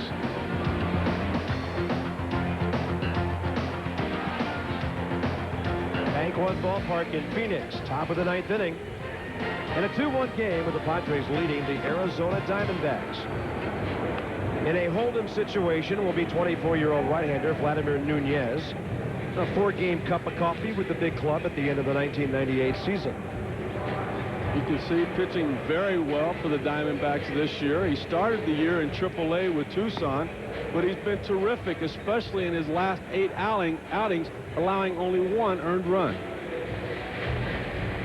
Jim Leyritz, George Arias, and Mike Darr, the Padre batters, in the top of the 9th. And if the ball game stays close, we know who the pitcher will be in the bottom of the 9th inning. Trevor Hoffman, 8 saves this year, 4 away from the 200 mark. Well, if the game stays with the same score, 1 save should not be enough for what the job he'll have to do in the 9th inning. You've got Gonzalez, Williams, and Travis Lee coming up. Well, that's the way it's supposed to be. Doesn't seem fair, does it? You know, a guy comes in and he faces the 7, 8, and 9 hitter with a 3-run lead, and he gets a save for that. You come in with a 1-run lead, and those 3 guys waiting on you. That's not right. Well, that's how you get a $32 million contract, by getting those kind of guys out. 2 balls and a strike to Jim Leyritz, 0 for 3 with a couple of strikeouts.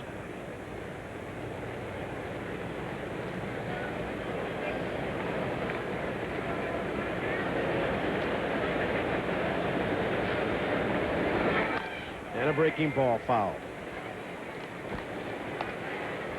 Nunez defected from Cuba, got a $1.7 million signing bonus with the Arizona Diamondbacks, and he didn't take long to get to the big leagues. He was in rookie ball in 1996. Drops down sidearm and misses away.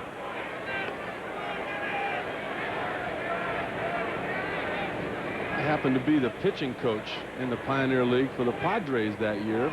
And Nunez was 10-0 for the Lethbridge team, so they knew he was on his way somewhere.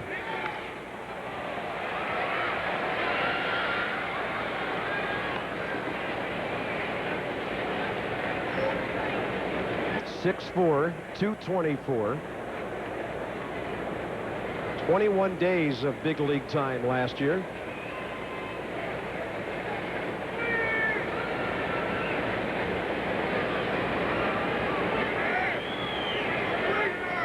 And a 3-2 pitch instead of step off.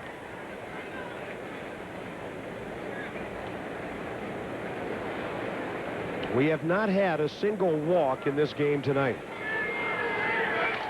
Broken bat, 1 hopper. Lee looking to Nunez. Well done. This copyrighted telecast is presented by authority of the Commissioner of Baseball and may not be reproduced or retransmitted in any form. And the accounts and descriptions of this game may not be disseminated without expressed written consent. Bob Carpenter, Rick Sutcliffe alongside at Bank One Ballpark in Phoenix. A well-pitched game. It's been an easily played defensive game because of that. Neither team has had to really chase down much of anything. It's been a routine night for both defenses, and 1 swing of the bat of Phil Nevin is the difference right now.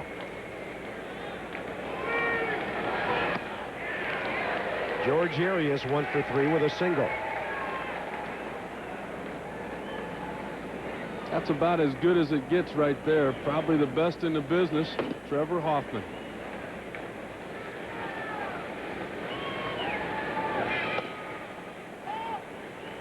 Most people thought that he should have won the Cy Young Award last year. 53 saves, 54 attempts. He had more first place votes than Tom Glavine.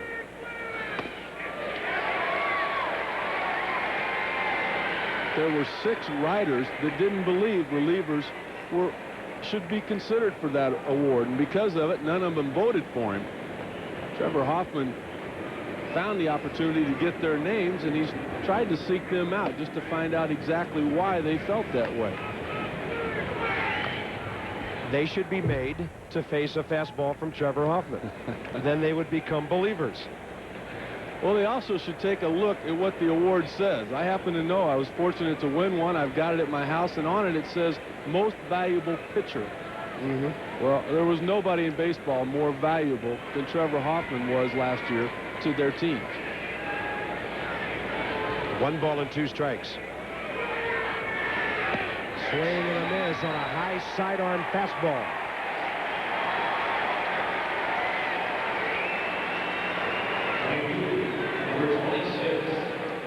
Couple of decent at-bats tonight for George Arias. He lined out to third base back in the 5th inning. He started the rally in the 7th, but no contact here on the high fastball from Nunez in the top of the 9th. Batter is Mike Darr, who came into play right field, replacing the home run man, Phil Nevin. This guy's had a lot of success at the minor league level for the Padres, but when I look at this stance, I mean, it hurts me. Look at that. I mean, does that look? That doesn't look comfortable, does it? No, sir. He straightens up a bit as the pitcher comes into his delivery. Can't argue with the results, Rick. 90 RBIs, a .310 batting mark in Mobile last year. No, you can't. And you can't try to fix it until it's broke. But I see him having trouble with the off-speed pitch with that delivery. 0-2. And that time it was Nunez turning the ball over on him some. I think we're getting set up for a dramatic bottom of the 9th inning here. Some good one-on-one matchups coming up. And very little margin for error.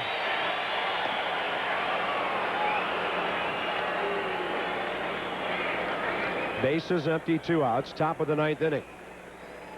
2 in the 7th on a home run by Phil Nevin, the difference.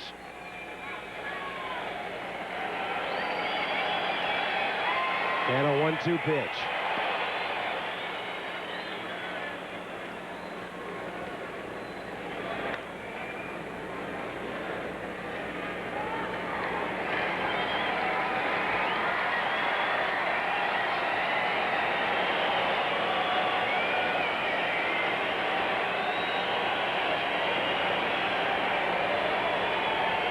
Two pitch.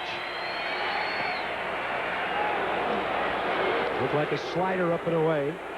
That'll fill the count. On deck is the left-handed hitting catcher Greg Myers. This is one of the guys right here the Padres feel like will be playing every day when they move into their new stadium. They've also got a guy named Gary Matthews Jr. playing outfield in AAA that they expect in the big league sometime soon. Yeah, and the talk about those youngsters has even prompted Tony Gwynn to talk about finishing his career maybe in the American League as a DH.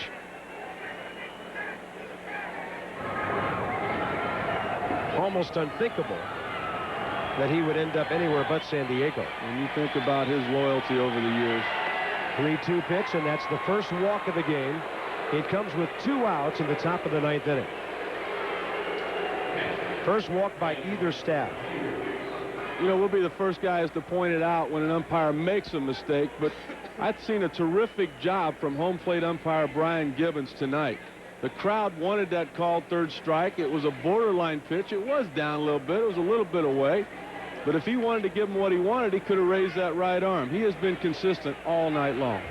Buck Showalter sprinting to the mound, and he will bring in the veteran lefty Greg Swindell.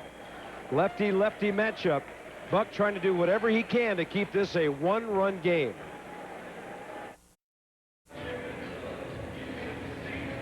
ESPN Wednesday Night Baseball. We're back in Phoenix, top of the 9th inning. 2 outs, 1 on. And a man who spent the entire amount of 3 games in the minor leagues before coming up at the Indians in 1986. And now, since then, about another 130 or so at the major league level. Greg Swindell, another 130 wins or so. Greg Swindell, longtime left-hander, now 34 years of age. Yeah, a terrific starter for a long, long time, but he lost some velocity off that fastball, but he can still throw his breaking ball for a strike. And I don't think it matters how old. You can be 50 years old, and baseball can find a place for you if you're a left-hander and you got a good breaking ball.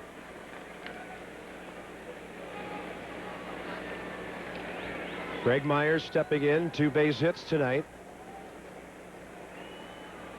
Padres lead the Diamondbacks 2-1, trying to avoid the sweep of this series.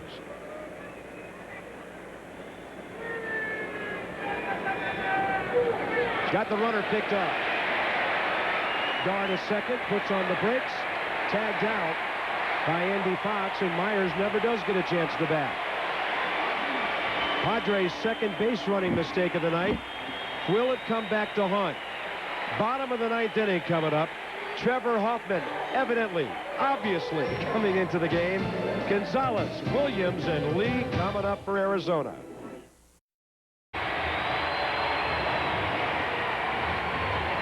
Bottom of the 9th inning.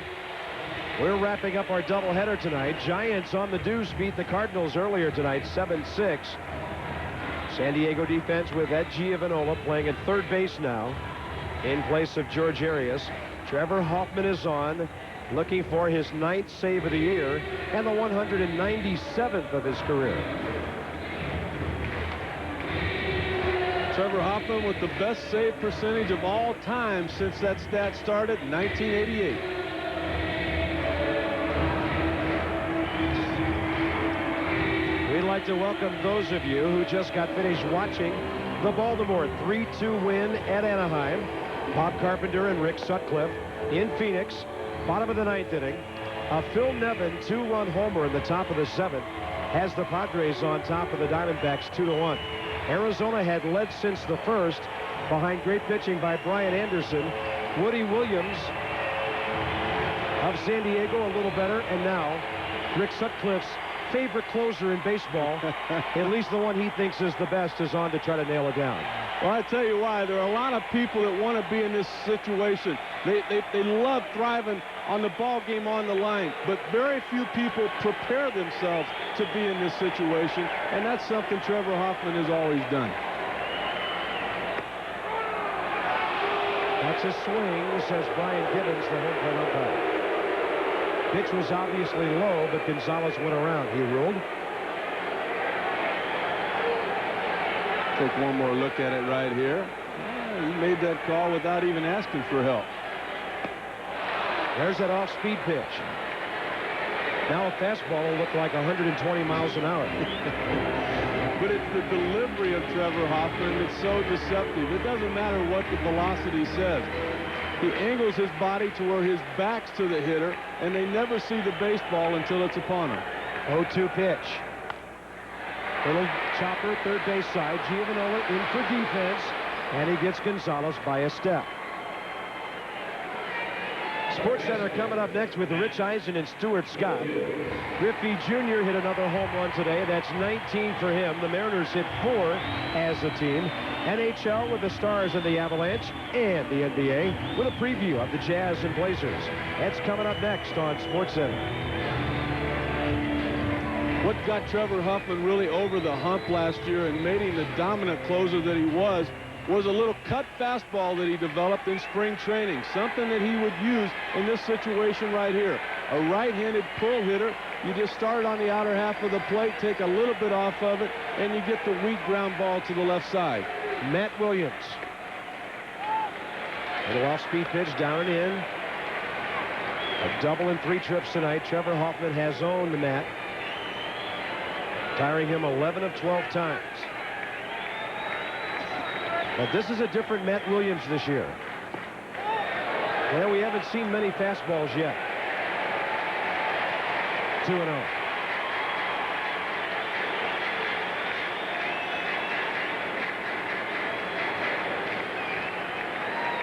$14 home runs, third in the league. 49 RBIs, first in the league.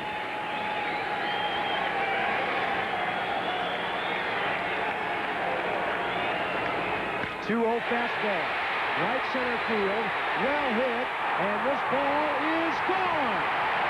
Tie game, bottom of the 9th.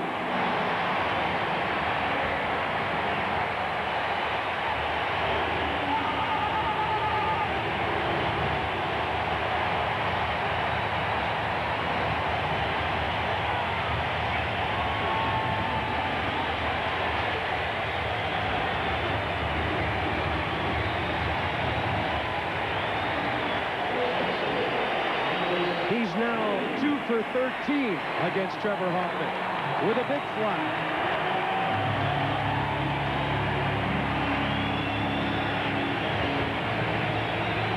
Travis Lee, the batter. Better be careful here. You can give up back-to-back jacks very quickly. This is a ball club, Arizona, that's walked off the field 4 times this year with wins in situations like this. Not to mention those 3 in a row against Montreal in the last homestand. Really surprised that Trevor Hoffman, 2-0, would challenge Matt Williams. He did it on the outer half of the plate, but Williams doesn't mind that anymore. He knows how well the ball carries here, and he's got power from line to line. And hitters will tell you, right center and left center is where the ball jumps in this ballpark. You got to be careful when you're out there in that swimming pool. 2 balls and a strike to Travis Lee. He's hit 5 home runs. Up and in. Ball 3.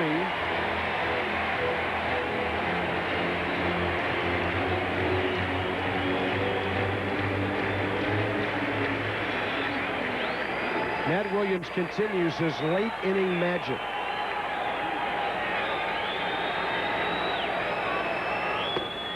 That's a strike.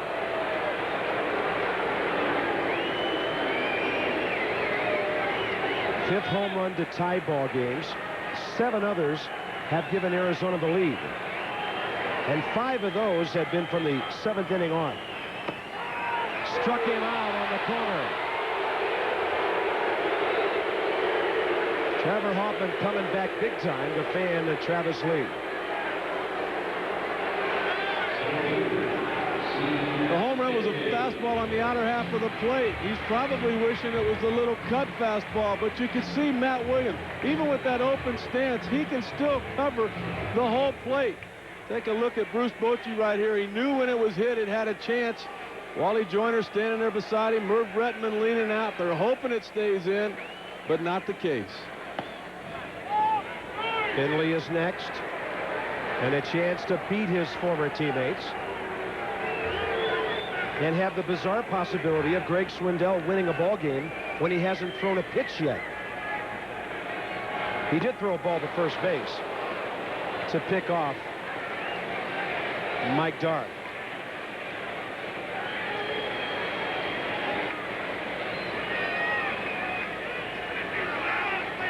Finley 2 for 3 with a couple of singles tonight. And Hoffman has him missing that one, 1 and 2.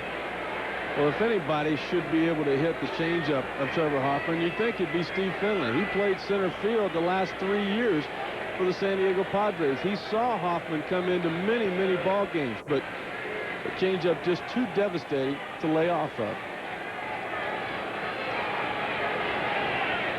1 ball, 2 strikes. Swing and a miss, and we're going to the 10th inning. Those of you who joined us from the Baltimore-Anaheim game, a special SportsCenter look at Cal Ripken is coming your way. The rest of you stay with us. We've got overtime coming up here in Phoenix tonight. A 2-2 game, thanks to Matt Williams' home run.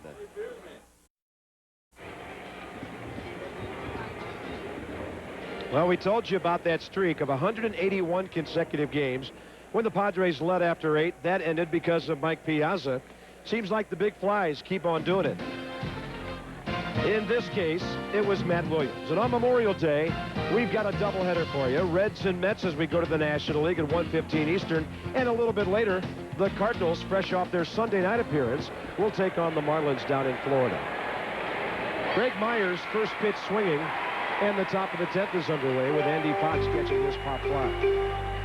So Greg Swindell does indeed have to throw a pitch in this game. Well, he led the major leagues last year in runners stranded, but I'm not sure if he did it like that very often.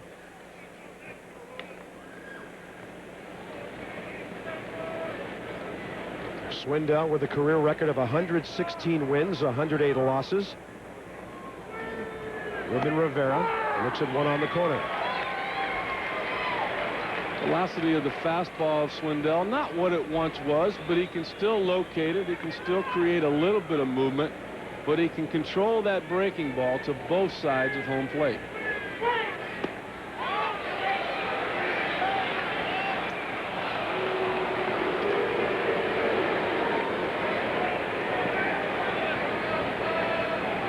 Ed Giovanola came in to play third base in the ninth.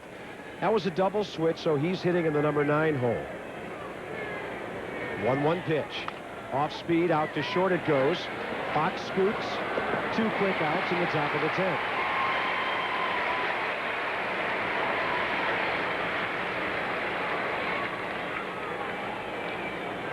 And Giovanola will bat for the first time. Former Brave. 1 at bat with an RBI over 3 games for the Padres so far.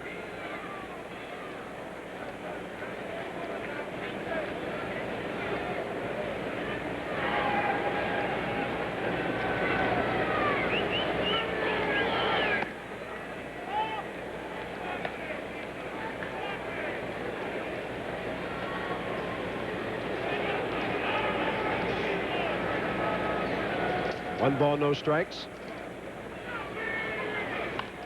Challenged him there, and a foul ball as Giovanola was late. Giovanola played 90-some games with the Padres last year. He didn't hit a whole lot. His average was only .230, but he played terrific defense at third base when Ken Caminiti was on the disabled list.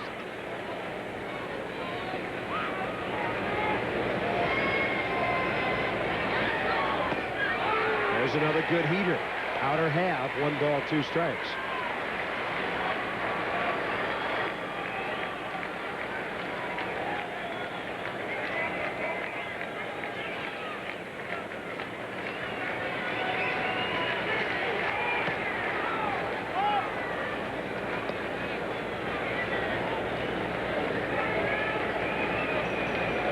This is the 8th extra inning game already for the Diamondbacks this year. They've won 3 of the previous 7. Padres 1-2 in 3 previous extra inning games. And a breaking ball misses outside, 3-2.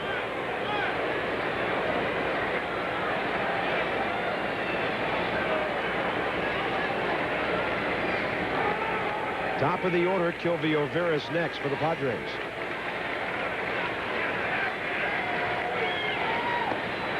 And the 2-out walk. Well, it was an error on the part of Woody Williams back in the first inning that led to the first run of the game. It was an error on the part of the pitcher, Brian Anderson, that led to the first run for the Padres. But since then, it's been the long ball. You got to feel like the long ball is going to have something to do with the outcome of this game.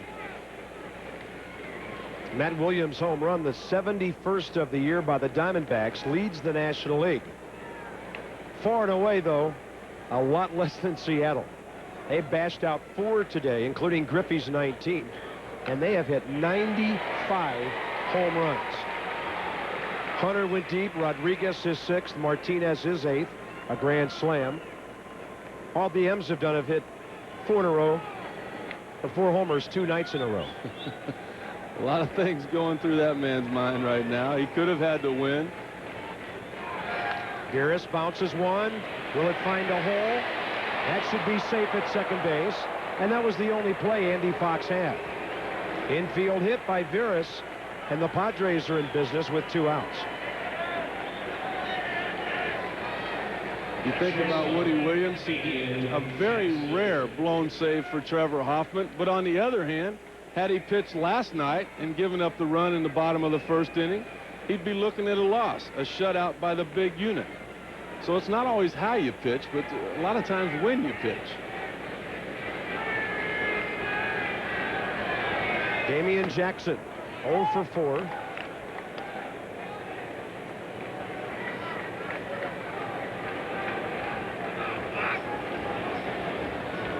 The interim pitching coach, Gil Patterson, coming out to talk to Greg Swindell.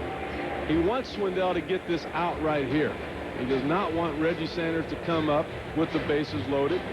Neither does Buck Showalter want to go to anybody in the bullpen. He goes to bring in a right-hander to face the right-handed hitting Jackson. He's going to have to face 2 of the better pinch hitters in all of baseball from the left side. It would either be John Vanderwall or Dave Magadan. This is the situation that Buck Showalter thinks his team has the best chance to succeed. So it's Bobby Chenard and Greg Olson. And Olson, a much talked about right-hander. Top of the telecast, we talked about the problems their bullpen has had, especially early. Olson 5 saves, but 3 blown in the first week of the season. That's what contributed to that 1-5 start. Olson with only 3 blown saves all of last year. One of the few bright spots for the Diamondbacks. Swindell behind, 1 ball, no strikes.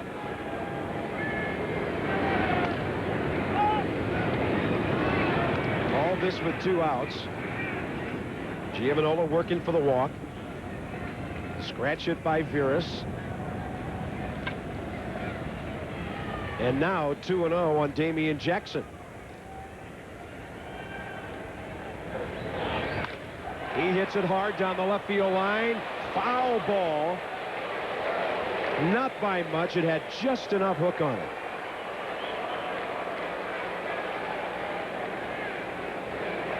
Well, when Gil Patterson, the pitching coach of the Diamondbacks, went to the mound, he told Swindell, make this guy swing the bat. We don't want to face Reggie Sanders. But you make the guy swing the bat on the first pitch. You don't challenge him with a 2-0 fastball when he's ahead in the count and looking for that pitch.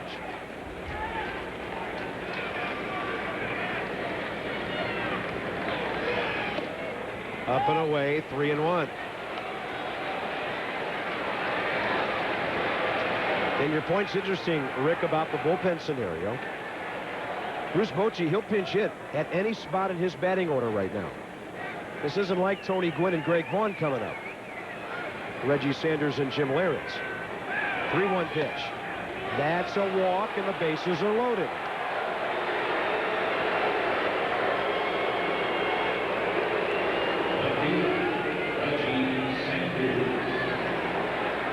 Buck thought about it. Now he's coming out. He's going to make a double switch as Greg Colburn will go to first base. Wheels are turning, top of the 10th. Padres, bases loaded, 2 outs when we come back.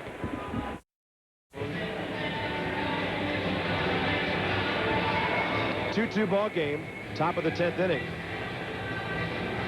And the Arizona Diamondbacks will have a double switch. Greg Colburn will play first base. He will bat in the number 9 spot. And it's time to bring their closer on as Greg Olson enters the ball game. Well, Buck Showalter told us before the game, my whole bullpen is available because of the complete game of Randy Johnson last night. I've got an off day tomorrow, and it looks like before the night's over, he may use them all.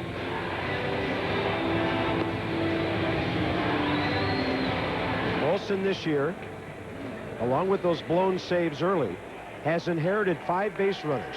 Every one of them have scored. He faces Reggie Sanders here in relief of Greg Swindell. Sanders 1 for 4 with a single.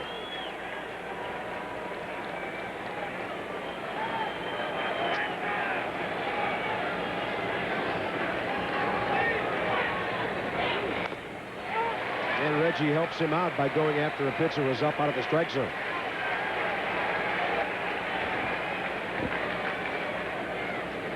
Rich Eisen coming up next with Stuart Scott on SportsCenter. Home run news out of Seattle. What else is new? NHL, NBA playoffs. And here in Phoenix, a count of 1 ball, no strikes on Reggie Sanders. There's that big curveball, and he gets the fly ball to center. It backs up Finley. 3 runners stranded. Bottom of the 10th coming up. Bottom of the order for the Diamondbacks as Olson keeps it a 2-2 game.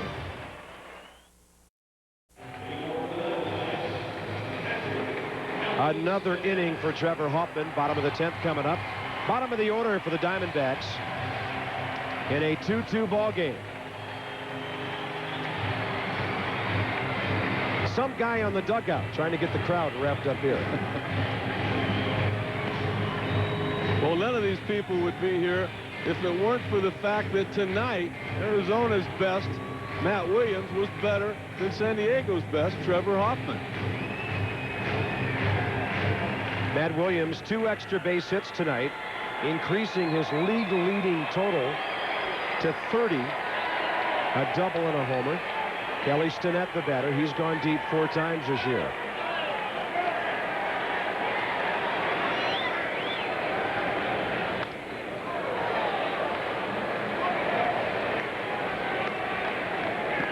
Stinnett, Andy Fox, and then Greg Colburn batting 9th, who came in on the double switch.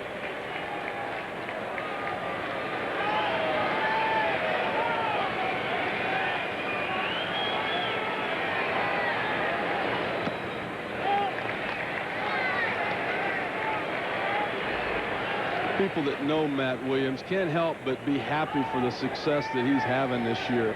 He left a World Series team in 1997 to come play for an expansion team. Why? Because of his kids. He wanted to be closer to home.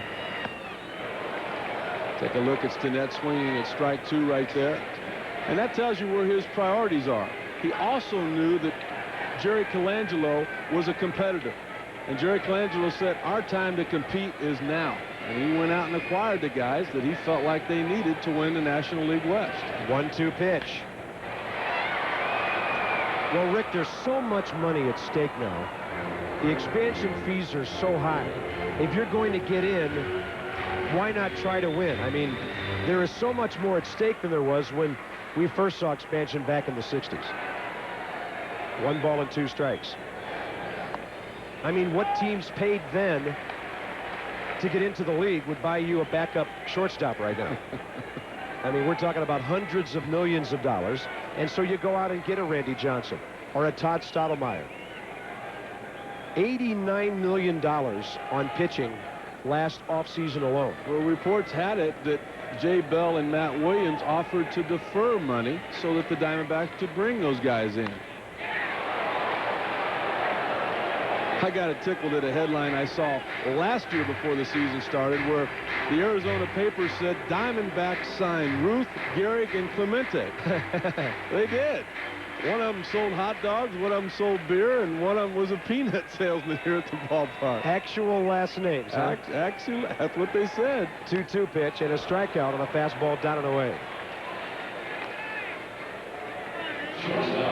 Well, the Dallas Stars came up big on the road tonight in the Western Conference Final. They beat Colorado 3-0. Madonna and company on the road again Friday on ESPN at 7:30 Eastern. It's Game 4. For more, log on to ESPN.com. Part of the Go Network. Go.com. Sort of reminds you of that old line where the guy says, we're 2 players away from contending.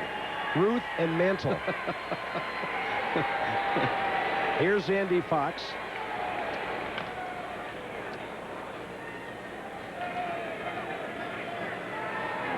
To me, this is the kind of guy right here you look for as a utility player. Now, he would argue and say that he wants to play every day, but to have guys like this on the bench is just so important. He can play anywhere in the field.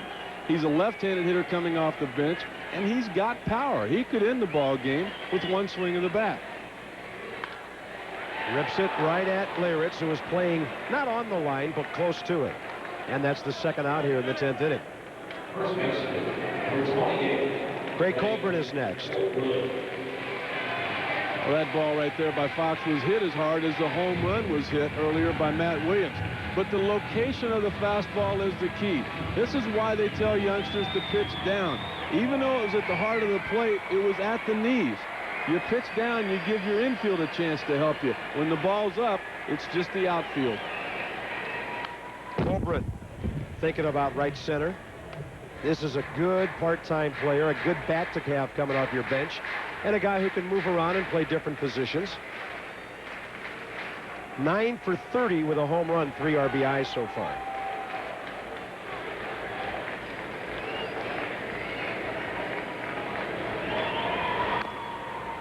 And Trevor turning that ball over.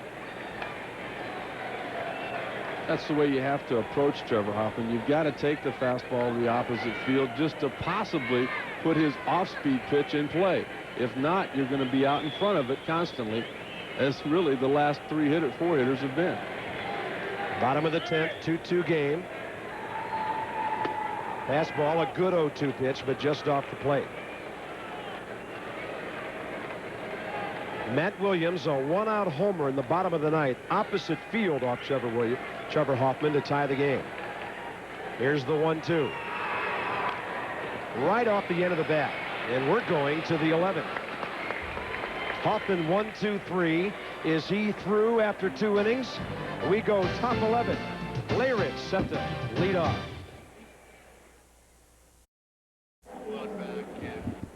Tell you what. 2-2 ball game into the top of the 11th inning. ESPN Wednesday Night Baseball. Jim Leyritz will lead off for the Padres. John Vanderwall to pinch hit next. And then the rookie, Mike Dar. And Trevor Hoffman's going to carry that home run around with him for a while. Rick Sutcliffe. Not real happy with himself right there. And he really feels sorrier for Woody Williams than he does himself. Woody Williams battled all night, 7 strong innings, in what he thought was going to be a winning performance. But because of one pitch to Matt Williams, we're into extra innings. A 2-0 pitch. Jim Leyritz 0 for 4. Greg Olson's second batter. He popped up Reggie Sanders with the bases loaded last inning.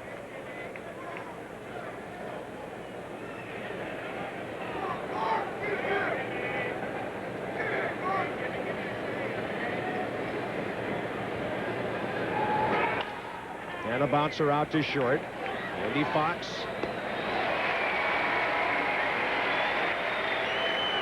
Now John Vanderwall, who's been one of the best pinch hitters in baseball for the last 3 or 4 years. Set a major league record back in 1995 with 28 pinch hits. In the strike year of 1994, he led Major League Baseball with 14 pinch hits. 100 in his career, tying Rusty Staub for number 13 in the all-time list. The all-time leader, of course, Manny Mota with 150.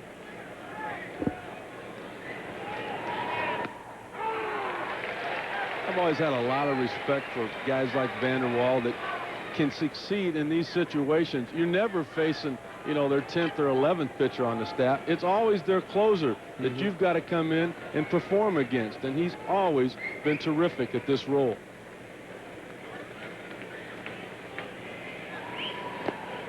And he's not just a little singles hitter either. No. He can drive it out of the ballpark.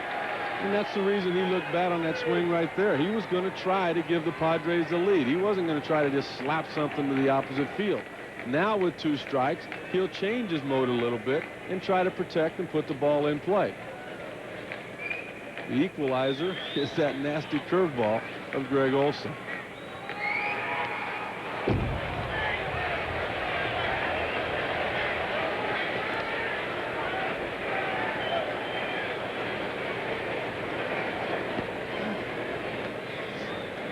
Left-hander Ed Vosberg's been up a couple of times tonight. Veteran right-hander Dan Miceli also for the Padres. That's why I think Buck Showalter does such a good job with his lineup. He's got a left-hander leading off, then a right-hander, back with a left-hander, another right-hander, and then a left-hander. Kind of ties the opposition manager's hands. And Vanderwall stays with that big hook and fouls it off.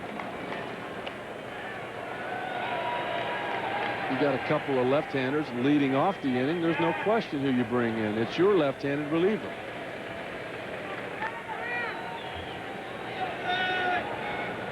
But when you balance the lineup out like that, you got to go with percentages, stats, a hunch, whatever the case might be. 1-2 pitch here. Olson put it right where Stinnett set up. But it was off the plate. And the count's even 2-2.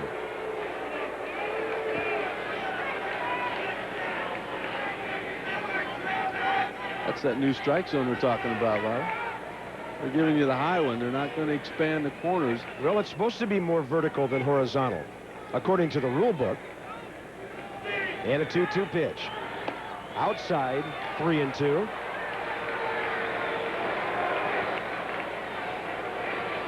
I think that new strike zone was just another trick in trying to create more offense in baseball.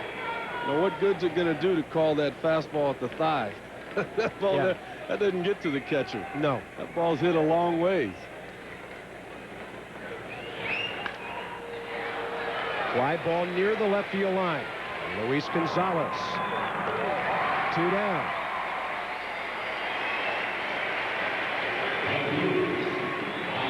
And honestly, Rick, this year I haven't seen any umpires who give both the high strike and the low strike.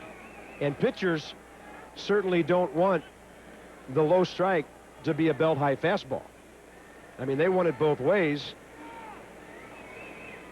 But it's going to take a while for especially the veteran umpires to change how they're calling things. Most of them aren't going to change. We both know that. Mike Dar, pinch hitting, after actually coming in as a defensive player, walked and then was picked off, ending the top of the 9th inning. And then Matt Williams homered 1 out later to tie the game.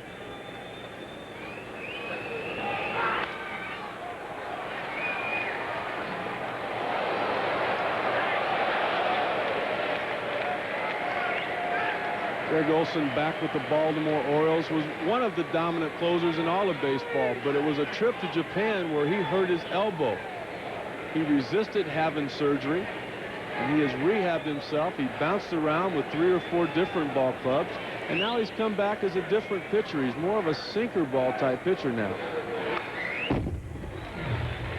Used to be a guy that just had that over-the-top, 4-seam fastball, mid-90s, and then a hook that nobody could hit. He doesn't throw his hook as often as he once did, and I think that's because of, the problems that he's had with the elbow. There were times when his curveball was a 12 o'clock to 6 o'clock, a lot like Bert Blyleven's. Almost straight down. 1-2 pitch. There's the hook. See you later. And Dar is gone. So are the Padres in the top of the 11th inning.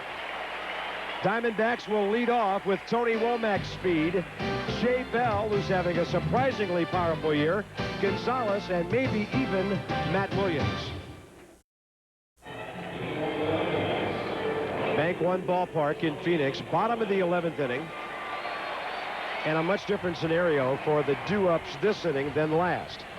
Bottom of the order is out of the way, and the veteran right-hander Dan Miceli, who relieves Trevor Hoffman, will face the very top of the Diamondbacks order. And again, this is the ball club, #1 in most offensive categories in the National League. Well, Bruce Bochy's got to be saying to himself, the manager of the Padres, what else could go wrong now? I lost Caminiti, Finley, Kevin Brown over the winter. I've got Tony Gwynn, Wally Joyner on the disabled list. And now Trevor Hoffman comes into a ball game only to let the game get away from him in the 9th inning.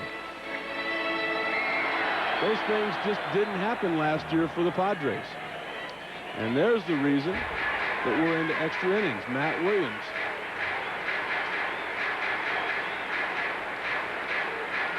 We could see him here in the bottom of the 11th. Tony Womack, Jay Bell, and Luis Gonzalez. Ed Giovanola has to play on the grass at third. Leyritz has to play shallow at first.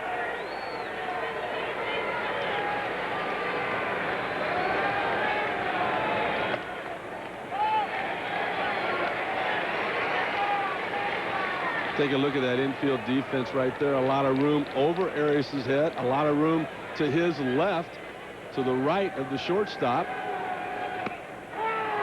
A lot of room up the middle. A lot of room on the right side of the infield. The outfield all playing shallow. Anything hit on the line could possibly get through. That's what speed does for you. Womack looks at one over but low, 2-1. Tony manufactured the Diamondbacks' first run tonight with a bloop single, a steal, third on a pitcher's throwing error, and scoring on a ground ball back in the first inning. That's ball 3.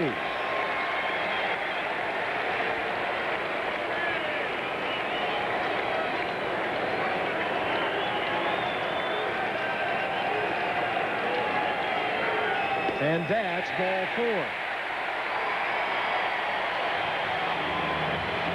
The first walk issued by San Diego pitching tonight. and the worst of all times for him.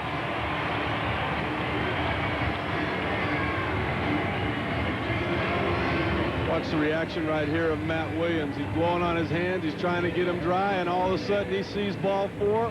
What happens? You got it. Here comes the batting gloves. He knows there's an opportunity for him to swing here in the bottom of the 11th inning. Jay Bell is next. And here's a guy who's really driving the ball this year, but he has great bat control. Womack a good lead. He's holding. Bell offers bunt, pulls it back. And maybe this is where Jay Bell reverts back to the early 90s. He's playing for Jim Leland. He's hitting ahead of Andy Van Slyke, Barry Bonds, and Bobby Bonilla. And his job is to move base runners around for the big fellas. What makes him such a good sacrifice bunter is the fact that he usually gets strikes to bunt.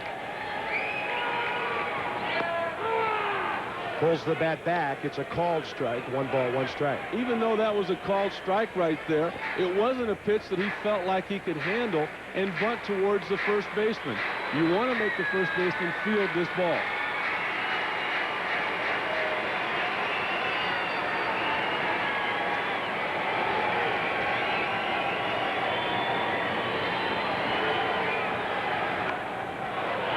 One and 2.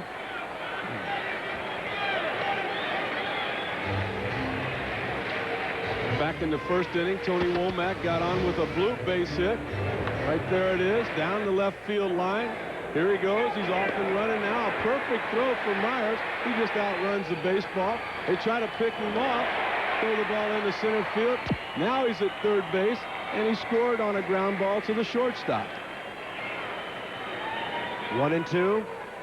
Jay Bell, a bouncing ball way out in front of Myers.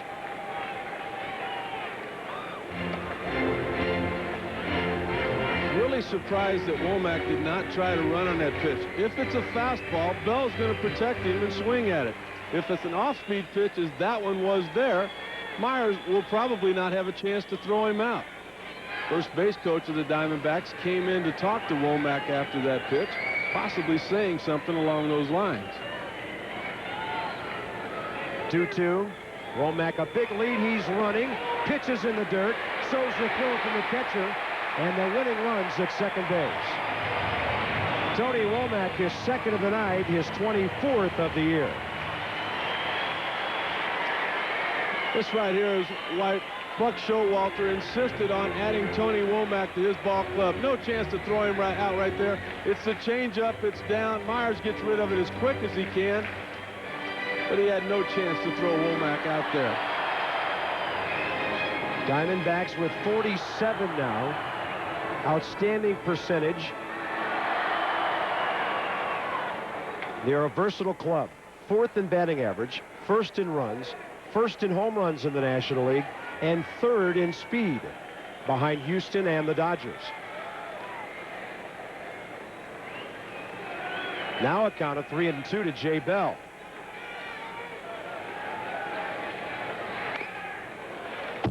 Not an easy guy to strike out when he's selective.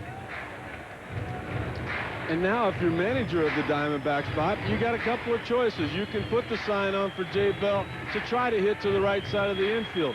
Or you can say, hey, instead of getting him to third with 1 out, I'm going to take 3 shots at somebody getting a base hit. It looks like that's what he's decided because Jay Bell tried to pull that pitch.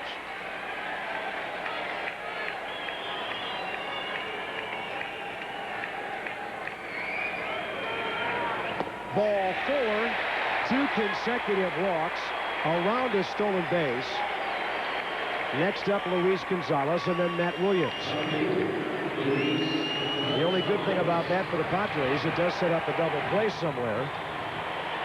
Bruce Bochy, the old catcher, will come out and talk some infield defense with his battery and his 4 infielders. A couple of things Bochy could do right here. He could have Maselli come set and then just step back off of the mound just to see if Gonzalez is going to give away what Buck Showalter is trying to do. Is he going to try to sacrifice the runners to second and third for Matt Williams? Well, he knows that Matt Williams would be intentionally walked in that situation. but that would bring up Travis Lee with only 1 out and the bases loaded. No, excuse me. That would bring up the 5th spot with the bases loaded and only 1 out. Yeah, Travis Lee gone last inning on a double switch. So the Diamondbacks pitcher is in the number 5 spot right now. Bernard Gilkey, the man who appears to be ready to hit there. 2 on, nobody out.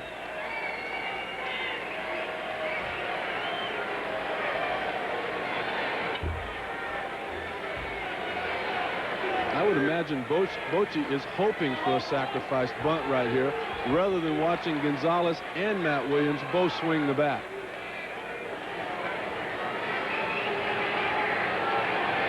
He's stepping off there, but you got to come up and be set first, then step back off.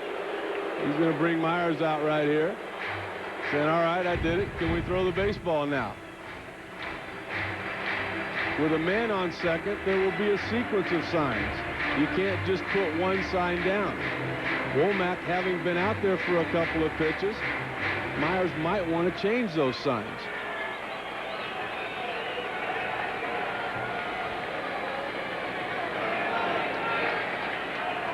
Luis Gonzalez, 33 runs batted in. Winds it left field line, slicing out of play.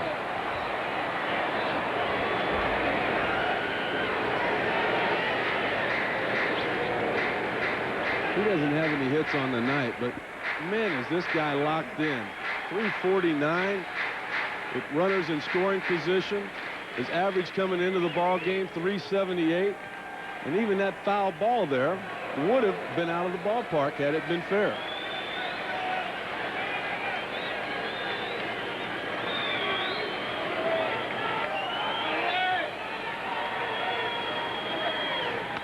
Up the middle. Knocked down by Jackson. Throws it away. And the Diamondbacks are going to win it. He had no chance to throw out the batter. And Arizona wins it on what will be an infield hit and a throwing error on Damian Jackson. Unbelievable. Padres won the National League Championship in '96. They were last in '97. They won the National League West in '98. Currently, they're last in the National League West here in '99. Take another look at it here. Gonzalez with what looks to be a base hit. Terrific range on the part of Jackson to get to this ball. Look at him backing up there. Now he goes to his left. He gets to the ball. He knocks it down. He should have just held it. Instead, he comes up throwing. He throws wild, and the ball game is over. 2 leadoff walks really hurting the Padres. And the Diamondback bullpen pitches almost 5 scoreless innings tonight with Frascatore, Nunez, Swindell, and Olson, who will be the winner. And again, Rick, the difference between these 2 ball clubs, pretty evident the way they're both going. Yeah, the experience on one side, the inexperience on the other. But what a big confidence booster for Greg Olson tonight to come in, get out of the bases loaded jam, and pick up a win for his ball club. Sports Center coming up next on ESPN. For Rick Sutcliffe and our entire ESPN crew, I'm Bob Carpenter. This has been a presentation of ESPN, the worldwide leader in sports. For more, log on to ESPN.com. Part of the Go Network, Go.com. Bucks Diamondbacks get the sweep, 3-2 over the Padres. Good night from Phoenix.